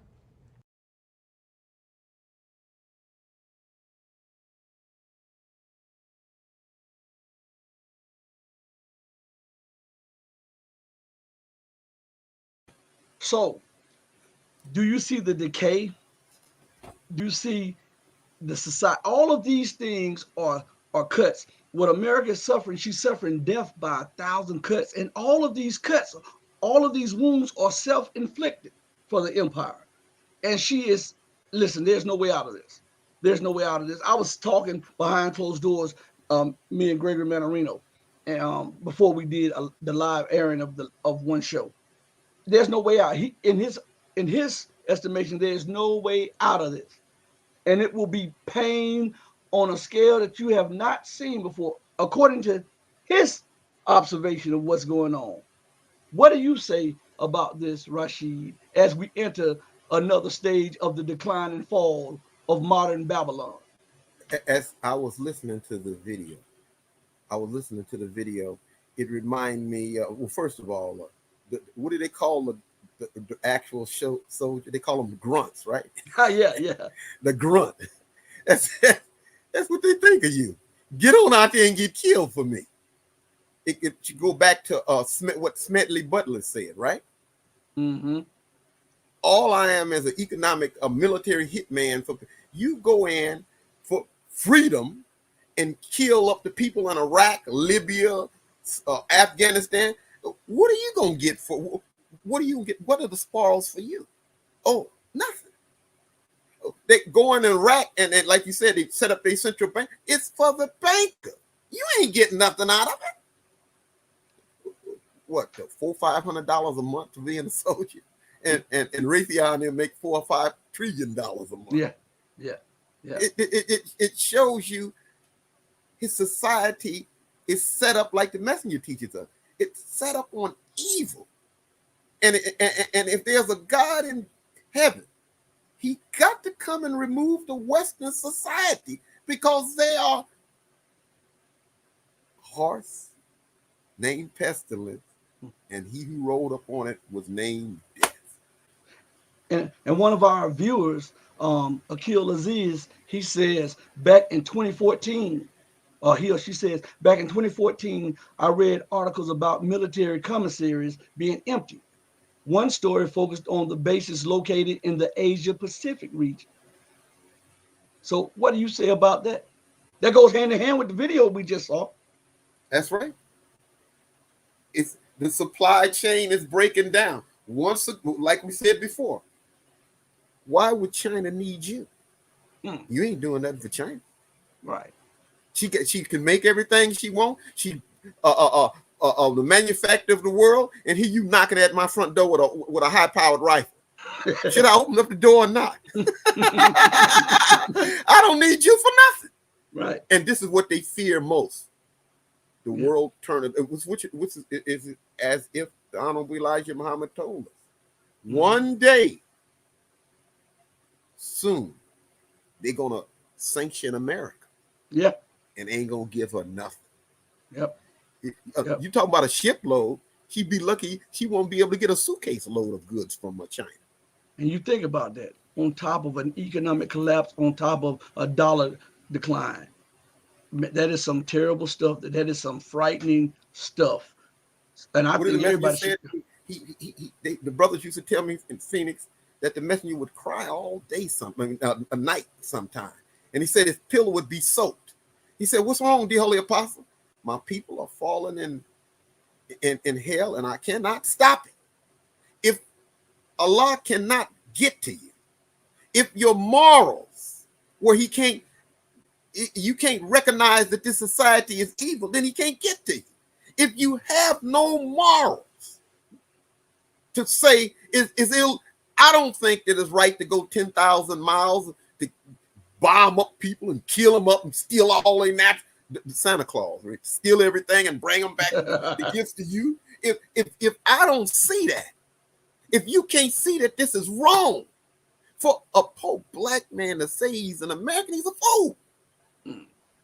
America is the one that went around and robbed and raped and pillaged and stole and still doing these things and bringing them back to America or bringing them to his corporate deals. If you say you're an American, then you're part of America and you got to suffer the consequences of being an American.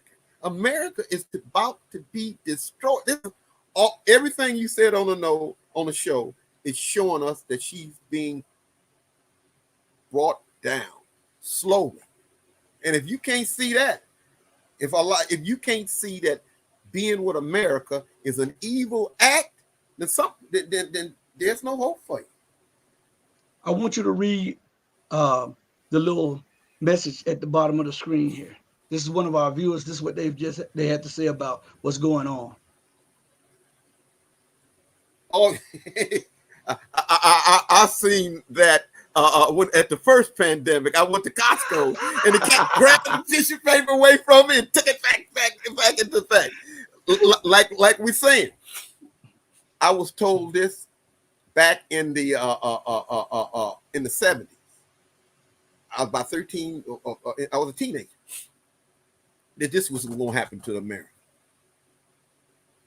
Into the 60 to not exceed 70 years of extension of grace period the Bible talking about. We're at the end of that. Last 5 years to go. Now you're seeing it all over the place. Yeah. Yep. Yep. Maybe I need, if I want to have a gift, I should get some toilet tissue and give to somebody. Oh yeah. Well, in closing, we'd like to thank you all for joining us live. We'd like to thank you, and we want you to share this video with other people. Also, inform people about us because, as I said before, YouTube continues to suppress our numbers, suppress our viewership, and continues every time we try to do a live show. We're blocked from doing it, so we're going to try to do another live show. Hit the bell icon so you'll know what's going on. Go over to the Hiram's 1555 blog. That's HIRAM1555.com. Go there and read the articles there. Go to Patreon. Sign up over at the Patreon at patreon.com/ all one word, the Red Pill Diaries. What you have to say? No one is giving you Elijah Muhammad's teachings pure like this brother right here. Thank you. Nobody else out there. Everybody else is adding their own stuff in it. The only way you're going to get it pure is here. Yes, sir. Thank you, my brother. And that's a major compliment. I remember when the brother first heard the show, the other platform that I do, the brother said, I couldn't believe they let you on the air. Because the messenger's teachings is hated in this society. They want to erase him from history, but the heart, what the messenger say, they want to get rid of Elijah Muhammad. Mm-hmm. But they better hope I never leave. Because if I leave, then it means your end is coming. Mm-hmm. Well, we thank you all, and remember to always stay safe, stay strong, but stay true. And we go out the same way we came in, with the greetings of God. We love you all. Until we next meet again, a full nation salute goes out to all of you, each and every one of you. Stay safe and stay blessed. We love you. Peace.